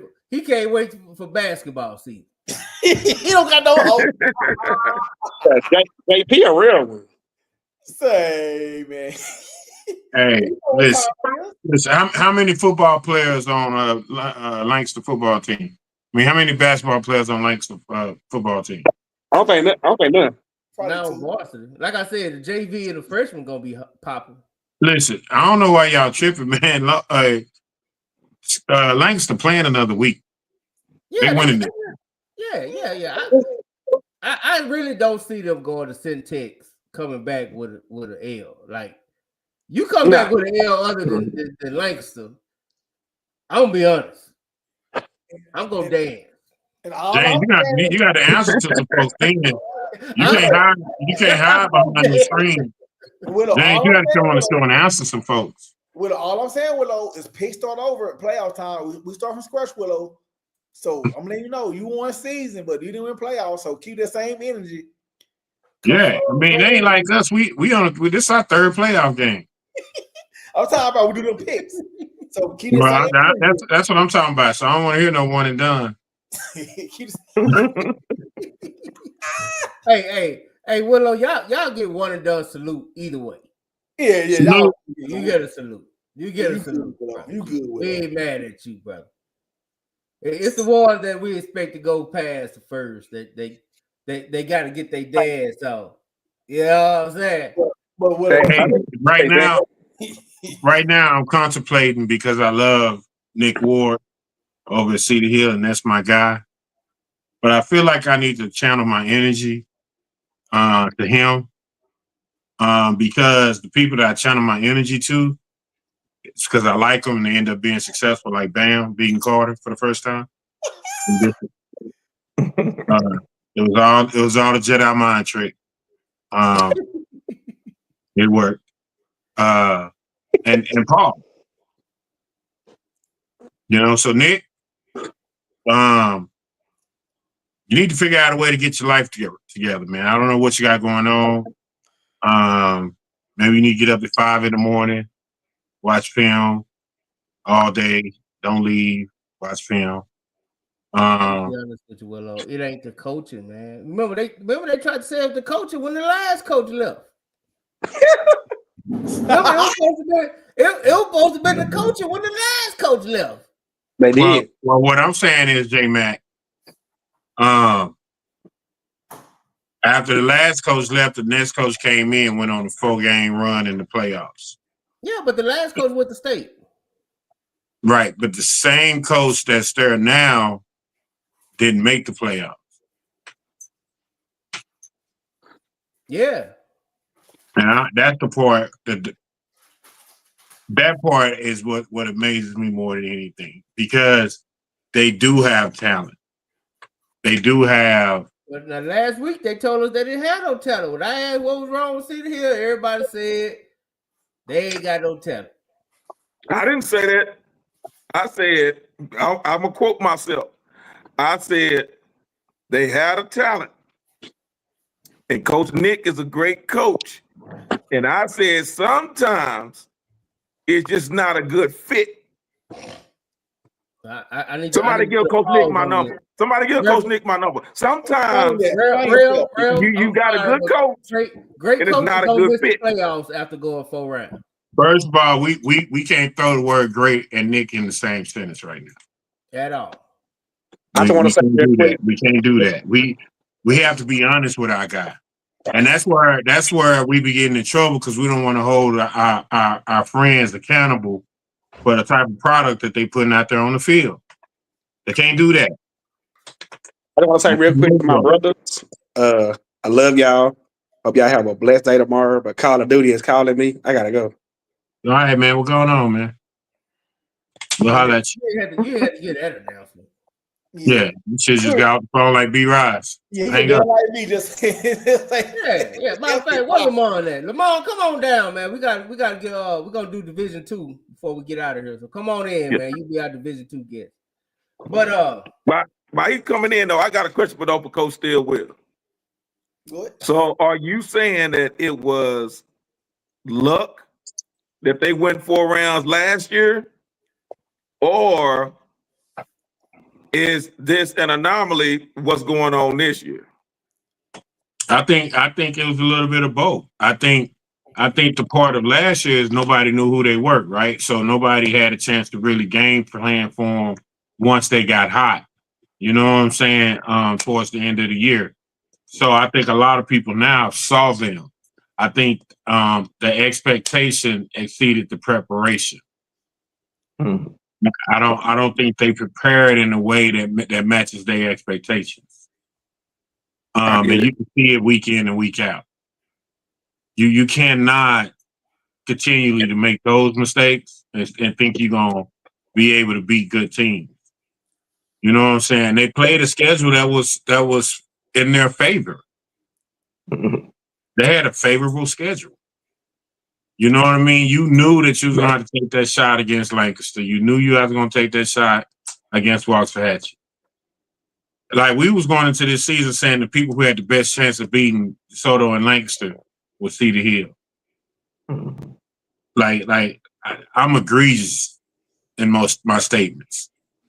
So that's what I think the biggest problem is to me. But I'm saying that to say that, Nick, I'm gonna be on your head from the rest of this year because, you know, you are what a lot of people strive to be, man. So we got to hold you accountable and get you right. So however that has to happen. I got Willow. I got a question for you, Willow. You ain't out the hood, Willow. You ain't out the hood, Willow. During our debate, I said any 4th round team last year would have made that run. Do you agree or disagree at this point? I'm asking Lamar too, since he's on the show now. I'm gonna say this: who's the 4th round team this year? Langston. Okay. Nobody had to play Longview, did they? Nope. There's favor in scheduling. That's true. There's favor in timing. Man, say. You know what I'm saying? But anybody that's in 4th coming out of this district is going to have to play a Longview in round 2. That's tough. That's a tall order, Jack. It is. I agree. Yeah, but you know what? We ain't finna be out here acting like we scared of no 518. So with that being said, aren't we just playing a game from a year ago by 2 518s? Well, that's true too. It is true. That's true too. What's up? What's up? But Tatum was out last year. Tatum, the running back from Longview, was out last year. What's up, Mr. Lamar? What's going on, my man? What's up? If I can, somebody in the chat, I didn't see it. I think J Mac, you took it down. I don't know if they were asking about me and saying that if Coach Nick was not a head coach, I didn't say that at all. That's why I gave the example of Bill Belichick when he was with the Browns. They thought he was the most horrible coach that the NFL had ever seen. He went to the Patriots, and now all of a sudden he's back to being the guru. I'm saying that sometimes coaches and programs don't mesh. They just don't go together. I wanted to clear. I don't know if he was referring to me because he said is that guy. So I don't know if he was talking about me or Coach Still Will at that time. But that's what I had been saying, that if it's the program and the coaches really don't fit, I would never say, to me, I'll be careful to use great, but he's a good coach. Right. Yeah. And that's our guy. Yeah, we support him. Yeah, for sure. Yeah. Now I saw somebody said bring back Chris Gilbert. That's another guy, right? Everybody love Chris Gilbert, but bring him back for what? Chris Gilbert, he doing other things. He making big. He ain't coming back. Chris Gilbert better stay in Austin. Yeah. That's what Chris Gilbert better do. You better stay in Austin and enjoy the fine luxuries of the University of Texas. Right. Lamont, real quick, man, before we hit this D2 bracket, what was your thoughts on Cedar Hill without giving the bias of the DeSoto, just your honest opinion? When I said this last year, when they went on that fourth round run, that like Coach Will said, the schedule just laid out for them. Now I did expect them to be better this year. I don't know what went wrong, man. I just can't call it, man. When we played them, they just looked like they had no fight. Like they just didn't care. They was just there and ready to. They laid down and tooted over for y'all. And now, something else I want to bring up, J-Man, before we get started. I said this in the chat. At least for this year, the District of Doom, toughest district, that needs to stop. You can't be called the toughest district in the state. Hell, you can't be the toughest district in the county when you only got 3 teams with a winning record. Yeah, this year was tough. It is true. This year was tough. Yeah. Like the 4-6 going to the playoffs, but this is the toughest district in the neck. Nah, I'm not going for that. Yeah. Well, why not? Because if Langston, let's just take Langston Skylines. Let's just put them in a whole nother district over there with Richardson. Are they 4-6? The Skyline make the playoffs. They make 6 opposed to. Let's not act like. No, but ask my question, man. Are they that team, or do they make? Or, you know what I'm saying? And does Skyline make the playoffs? Nah, I'm gonna speak on Lancaster. They're not 4-6. They probably 7-3, 8-2. Let's not act like they didn't struggle with a Hebrew squad. They barely beat Hebrew. They lost. No, I thought they beat Hebrew. No.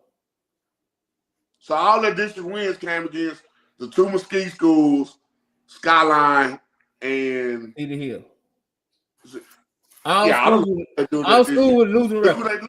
Who they beat? They lost to Hebrew.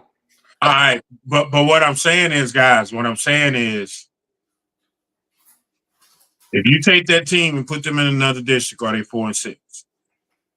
Well, they lost all 3 of their preseason games. That's freedom. To North Crowley, to Aledo, and Hebrew. Okay, so out of the 3 that they lost, 2 of them, okay, they gonna lose those. Out of the 1, they really should have beat Hebron. Okay, but they went into district and won 4 games, and the 2 games that they lost was to who?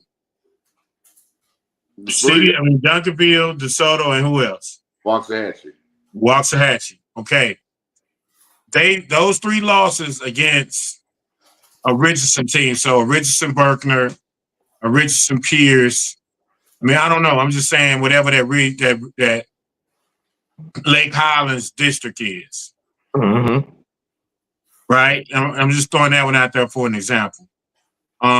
Would they be that same team? Would they be that same team in the district with Forney, North Forney, Longview? Yeah. If they were in that district, I believe so. You think they'd still be a 4-win team? I don't think they'd be Rockwall. Okay. So yeah.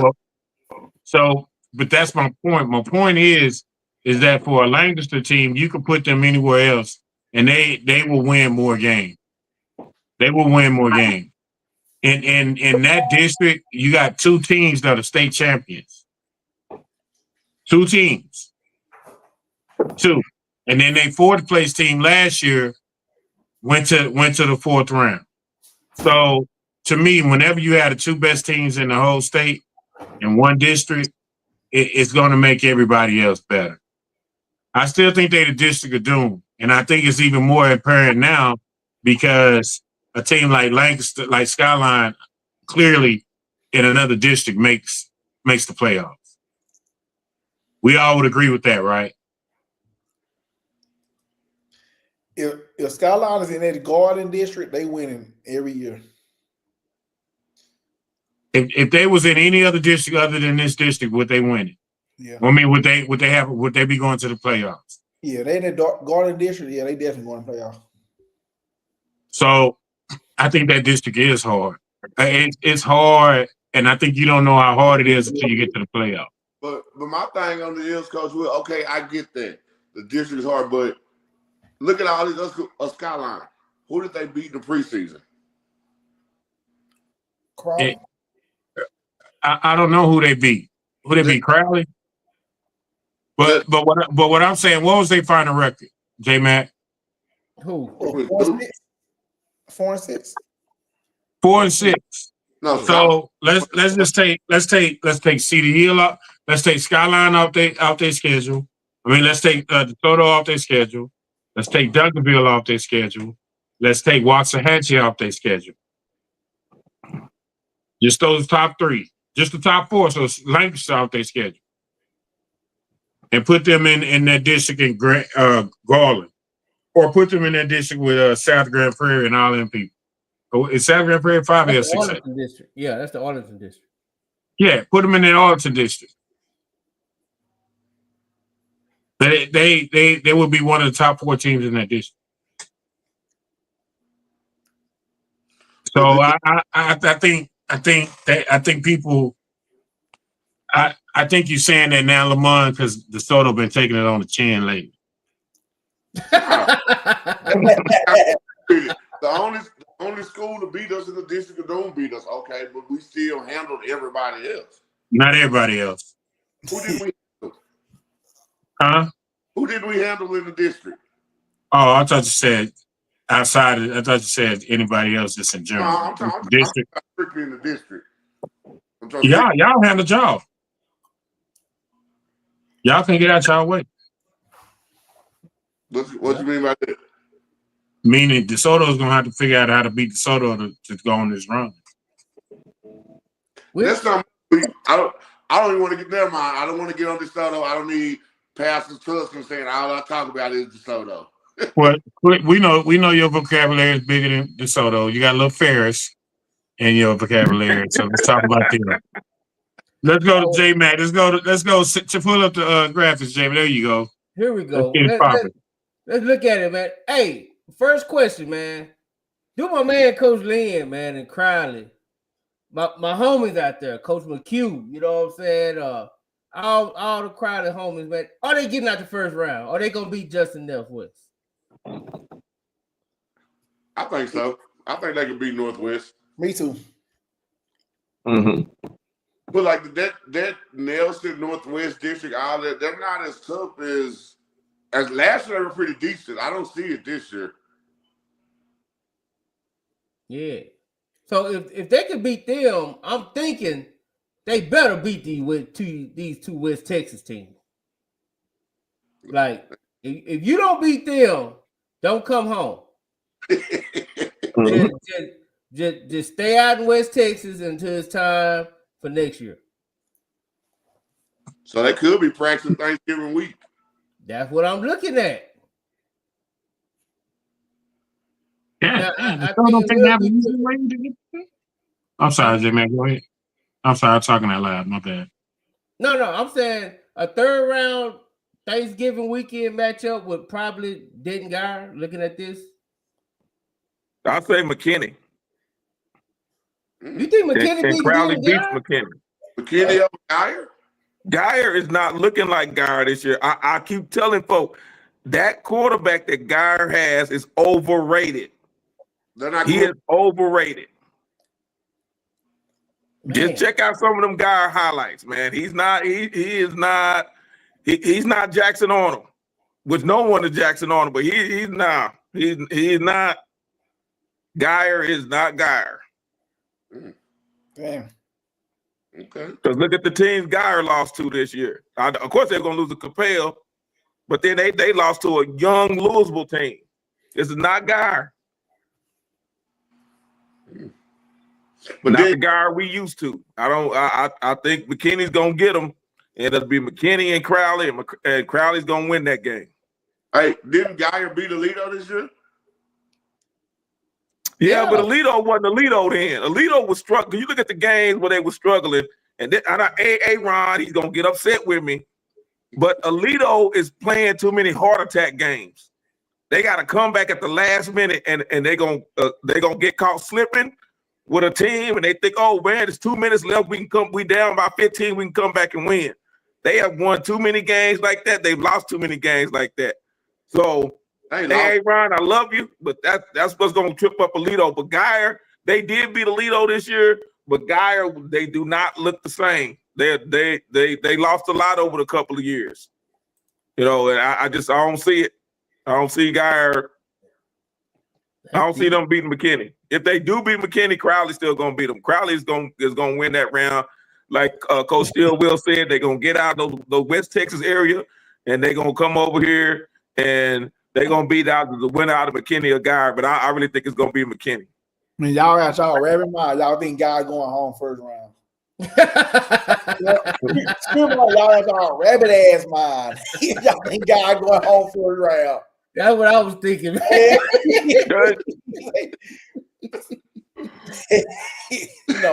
they not losing. They not losing. They gonna beat the brakes arrows. McKinney has seen Geyer's quarterback. Telling you, they've seen that quarterback when he was at Rock Hill. He's still playing the same way that he was playing at Rock Hill. He is not. He is overrated. He's not as good as people think. He's gonna let you down. But what get me is, so if Crowley wins, they will play the winner of the Geyer and McKinney game. Yeah, they gonna play the West Texas team. They're gonna play Midland or that El Paso team. Yeah. Oh, I say, damn. I'm about to say, damn, that's tough. That's a tough second round. Yeah, Geyer got Pierce or Arlington. Okay. Yeah, it was their win. I ain't gonna. I want to go down, man, because he going down, man. We talked about Hebron, man. Hebron is in the playoffs, buddy. You know what I'm saying? And they playing Rock Hill. Hey, man. I'm gonna be honest. I like Hebron, bro. I like Hebron. They didn't look bad Friday night. And I'm looking at this bracket. They set up to go to Thanksgiving, to be honest. Mm-hmm. They got Rock Hill, and then they got the Jesuit Bowie winner. You know, Bowie good, but, you know, ain't nobody just saying they world beaters over. I don't think Bowie get past Jesuit. See what I'm saying? I don't. Jesuit gave, I don't know what all they got back. I haven't been following them this year, but they gave Capel a run last year, man. That's what I'm saying. And even if they do, I mean, hey, I just can't just close my eyes and just say that they gonna beat Hebron. Right, man. I'm looking at this the bracket, man. Hey, damn boy, I think Longfish should make some fourth round, man. Them damn Lobos, man. Oh, we gonna get to the Lobo. We gonna get. I'm looking at that now, man. Damn, I hate to say it. I hate damn Lobo, man. They can make a run, man. Now, Wiley East and Forney, Dub East getting past, or who get to go home by from DeSoto? Who in the second round? On Wiley East. I got Dub East gonna take that. Yeah, I got Wiley East on that one. Yeah, I got Wiley East. Forney shouldn't even be here if he don't. Damn. You ain't lying. Forney shouldn't even be here. Damn. He got the generational lemon booty. I don't know what the hell they were thinking. Like you Yeah, you had two things working all night and decided to do a double pass. Like, I don't understand what the hell you was thinking. Like, you didn't want to win. Hey, Forney, right where I told you Forney was going to be at the beginning of the year. Fourth seed. Yep. So, yeah, they in it. You know what I mean? And here's the other thing too, man. Now, DeSoto gonna make it. They're gonna run through they little bracket. But that Longview and DeSoto matchup right here. Oh man. 4th round. Yeah. Hey, if anybody ever the trolling that's gonna go on the week of that game, that alone will be worth the price of admission. To see Lamont, to see the fighting Jesse Watts versus everybody. Yeah. A whole generation. Yeah. You know, a whole school, a whole city. They hate this man so much they put his stand on a ring. They put his face in the office. That alone is what I'm waiting on. It ain't the actual game. I'm waiting on trolling for that week. I gotta ask y'all: is there anybody on the right? Now, I'm gonna be honest. Longview, South Lake is the only obstacle for DeSoto, and right. That's pretty much it. Like, you know, I'm looking at South Lake got a pretty, you know, yeah. That South Lake got it. They got it pretty much made. And like I said, the Longview DeSoto winner, they gonna be here. I don't see nobody on the right over here that could give any of these teams a pinch of a game. Like, I don't even think nobody over here can pinch. Well, they said not so fast, my friend. And okay, you better not say no San Antonio team. Huh? You better not say no San Antonio team. J-Mac, look, let me not be a DeSoto homer and tell the truth. We've struggled this year against the pass. That's been our weakness. Chad Warner and those receivers and Steele can go. If Steele can get past Summer Creek in that 5th round, we're going to have to figure out how to stop Warner from earning that ball out. I don't think it should be that hard when you got Marshall and Kiki. We had Marshall and Kiki versus North Crowley. No, you didn't. We didn't have Kiki. Yeah. But we had Marshall and Kiki versus Camp Wisdom. How'd that turn out? Yeah, but the Kiki, we got to him. Hey, you can't even put them two quarterbacks in the same sentence. I'm not, but Warner is still a D1 QB that you can't just be like, you get what I'm saying? No, I mean, I feel you, but I don't know. Do Warner have 4 D1 wide receivers? I know he got the number 1 wide receiver in the country. I know he got at least one. I can't remember his name. I saw him last year in San Antonio, number 8. They're like he's 6'2", 6'3" kid that can go.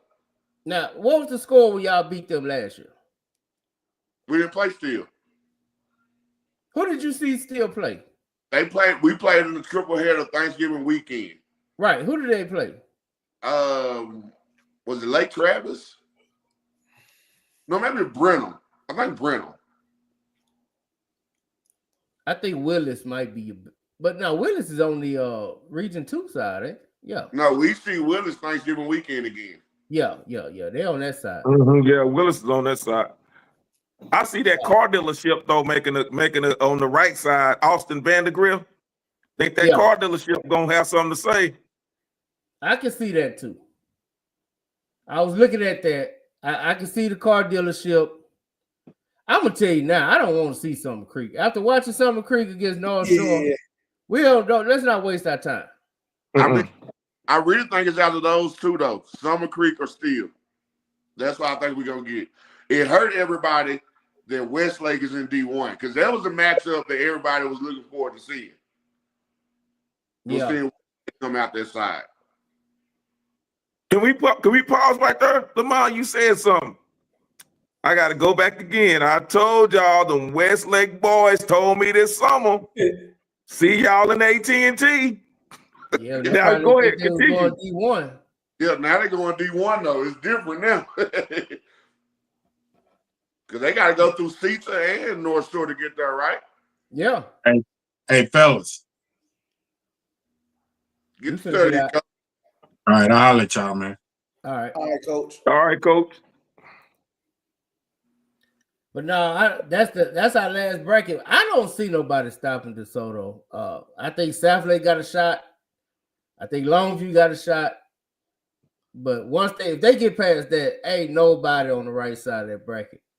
I would say nobody has a better shot than Longview, but like I said before, we've been suspect against the pass this year.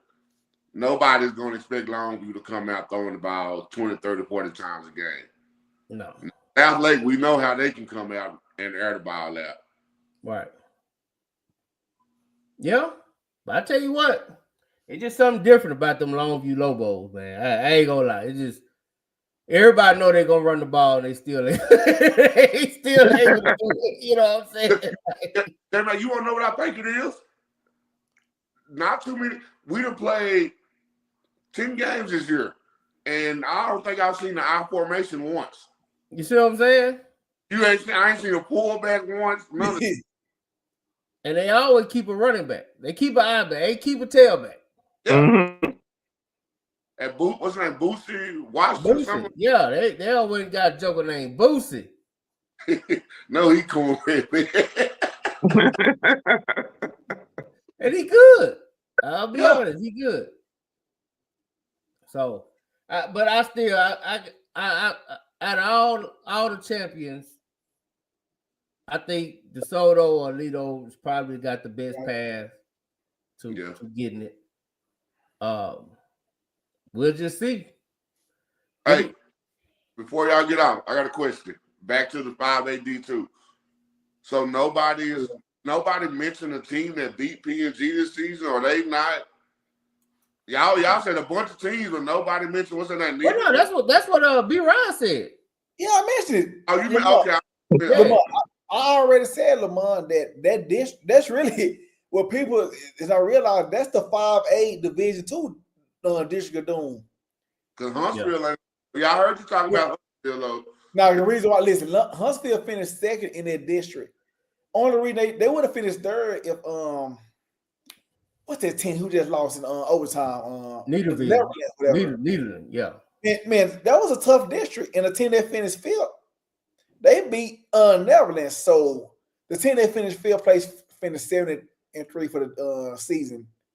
But that was a hard district, man. So I'm saying it's not gonna have their hands full second round. I expect them to win, but it ain't gonna be like no Frisco Reedy game the second round. No, it's gonna be a different look. Yeah, I agree.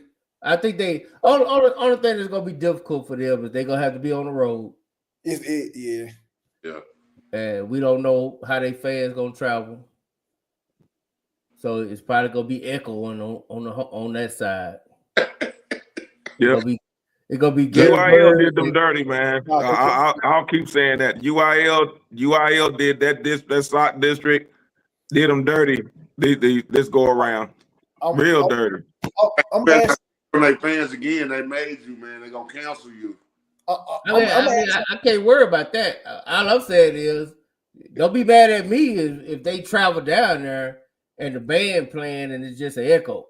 There's Gary Bird and Courtney Jordan in the stand. That was my question. I was gonna ask Wednesday, but I might as well ask now. Let's say second round they play, Texas High. They got to travel 2 hours.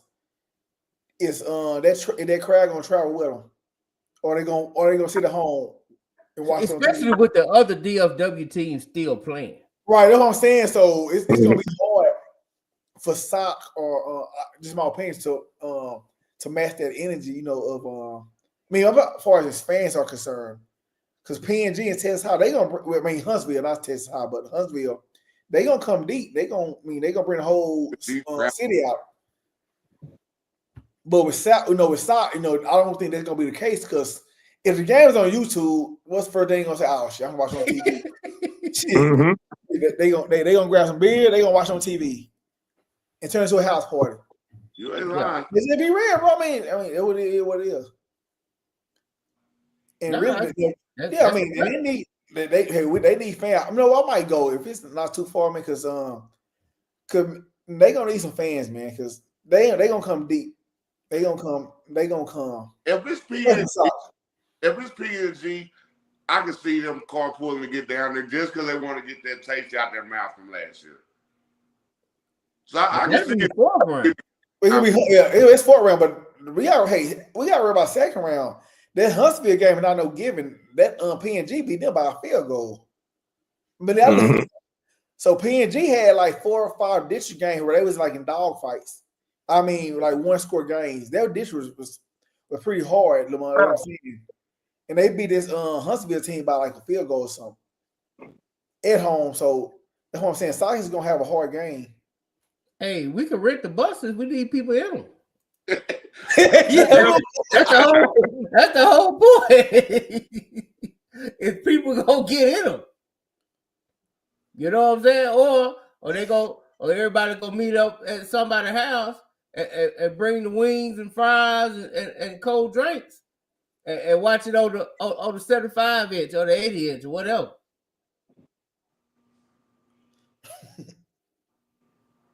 That's the question I'm saying. Cause y'all ain't even got a question what I'm gonna do if that joker gonna be on my TV. Just being honest, get the same results. Yeah. So that's what I'm saying, you know, and we'll see. It might not matter, right? Maybe they, you know, maybe they battle tested and it won't matter. But it could affect referees. It could affect, you know, a lot of things. I don't know. Mm-hmm. These just questions. So that's gonna be interesting. Like I said, I think the deeper the playoff is, it might not be a problem because a lot of teams have been fell off, you know, from the area. But if you playing the second round, damn near everybody's still playing. Yeah. You know, and they can, you know, you can front all you want. You ain't got that many diehards. Yeah. And then, like I said, just looking at the matchups from our district alone, it's going to be a couple games still here. We'll have Wiley. Longview will have Lancaster. Kent Wilson would have Rockwall or somebody. A lot of games that'll be 20, 30 minutes versus 2 hours. Right. That's gonna be interesting. But I know they've been preparing for it since last year, so they'll be ready. The coaching staff and the team. Yeah, the coach. They're ready for it. But the fans. Yeah. Man, that's a good point too, Jay. See, but I think that's why Todd took them road trips. Why he went to Houston. Yep. Why he went to Longview. You know what I'm saying? So he can see what it's like. Oh yeah. That was good, but it ain't gonna be the same. I guess it's good for you to have your travel plan, but you know, I think they travel same day to North Shore. You think they're gonna travel same day in the playoffs? I don't know, because I was surprised when they did that to North Shore. When I see them leaving out that morning, I was surprised. No, they gotta stay night. They can't. Hell no, not no playoff. They better not stay no playoffs. Yeah, they gotta spend the night. Hell no. Or they gonna try to do it on a Friday, or they gonna do it on a Saturday. I would say tonight, just to get that. You know, anything over 2 hours in the playoffs, you can't risk that, man. I agree, right? You know, so it's a lot. It's a lot. We'll see how, you know, whichever way they go. But it's a lot to think about, man. That's all I'm saying. You know, I ain't saying it is or it ain't. I'm just putting it out there. These are the questions that we got to look at when it comes to that road. Because I think, me personally, I think Sock got the more difficult road than anybody. I think so too. And we talking about the champs, yeah. Yeah, other champs. I think they got the hardest road out of anybody. More road out of anybody. Yeah, they got PNG the champ. Oh yeah, my bad. Yeah. they have a tough road to reclaim that. Yeah. No, we ain't getting. No, there ain't no champ. They run out. Well, PNG got the Texas road to repeat. PNG. No, and it's B Rise. no, we gotta keep it honest, right? We gotta keep it. And it's B Rise.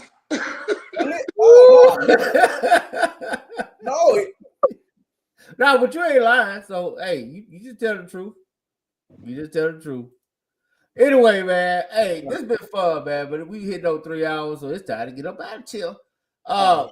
Appreciate you, B Ryan, stuck around the whole time, man. Hey, that's good mojo. That's good mojo, man. That's good mojo. Appreciate you, Reverend Tudson, man. Oh man, Reverend Tudson, appreciate you. Real quick though, real quick. Who you got? Give me your top 4 champs, 5A, 6A. Oh yeah, okay. Oh man. I got Duncanville. I just don't see anybody, man. They're a freight train that's gonna run through any and everybody. Of course, they're a different makeup than they were last year. And 27 is no 29, but 27 is the best 27 I've seen. So I think Duncanville.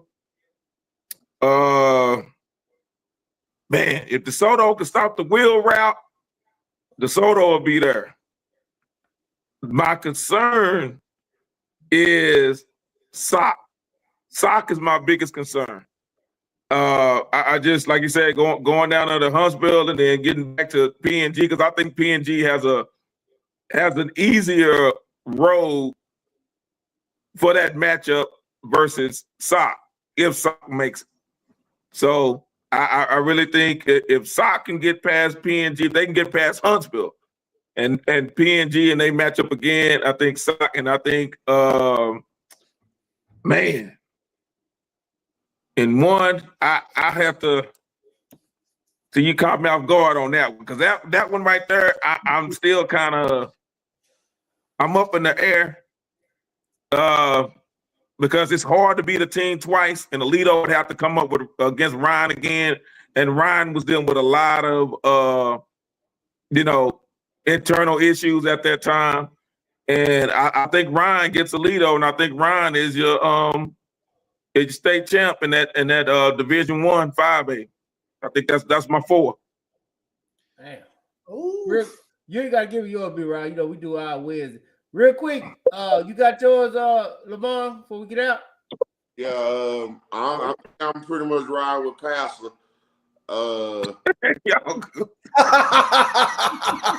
You out, boy? Come on, what you got, sis, man? Give me Sock and hey, B Ryan, I think I got bumped down to 7th man now. You see, he called Pastor before he called me. No, you sis, man. You sis me. You still the 6th man, just Pastor was replacing. He had to replace one of the starters because these jokers don't never tell me nothing. So I gotta have somebody ready. But now, shit. And then D1, I said it before the year. I said I think this is Ryan's year, and I'm gonna stick with that. This is the year to get a lead on this any year. Like in that game, I think Ryan was up 17-0, 20-0. Yeah. And the wheels just fell off and scored 30-some points. Alito scored. You ain't got to ask me about two. You already know. And then give me our rivals. Give me them folks on Camp Wisdom. I think we make history with 2 teams in the same district winning 3 in a row this year. Yes, sir. I love it. I love that history. That's the history I need. Yeah, man. That's amazing, man. Yes, sir. So, hey, man, till we meet again, fellas. Y'all come out Tuesday night. Ellis, Davis, Fieldhouse. Let's watch some great basketball. Yes, sir. Appreciate y'all. Watch this.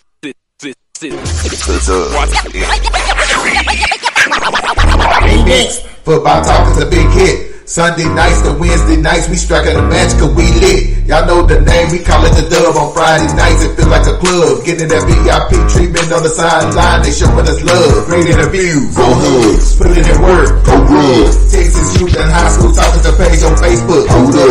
Coach trying to stand on the scene, giving advice, he do what he mean. Jay Mack and Swaggy Big, rocking the gear, it's so clean. easy. Off the easy, but sheezy. When my step with our special kids, making plays so easy. Trying to win, we so greedy. All I think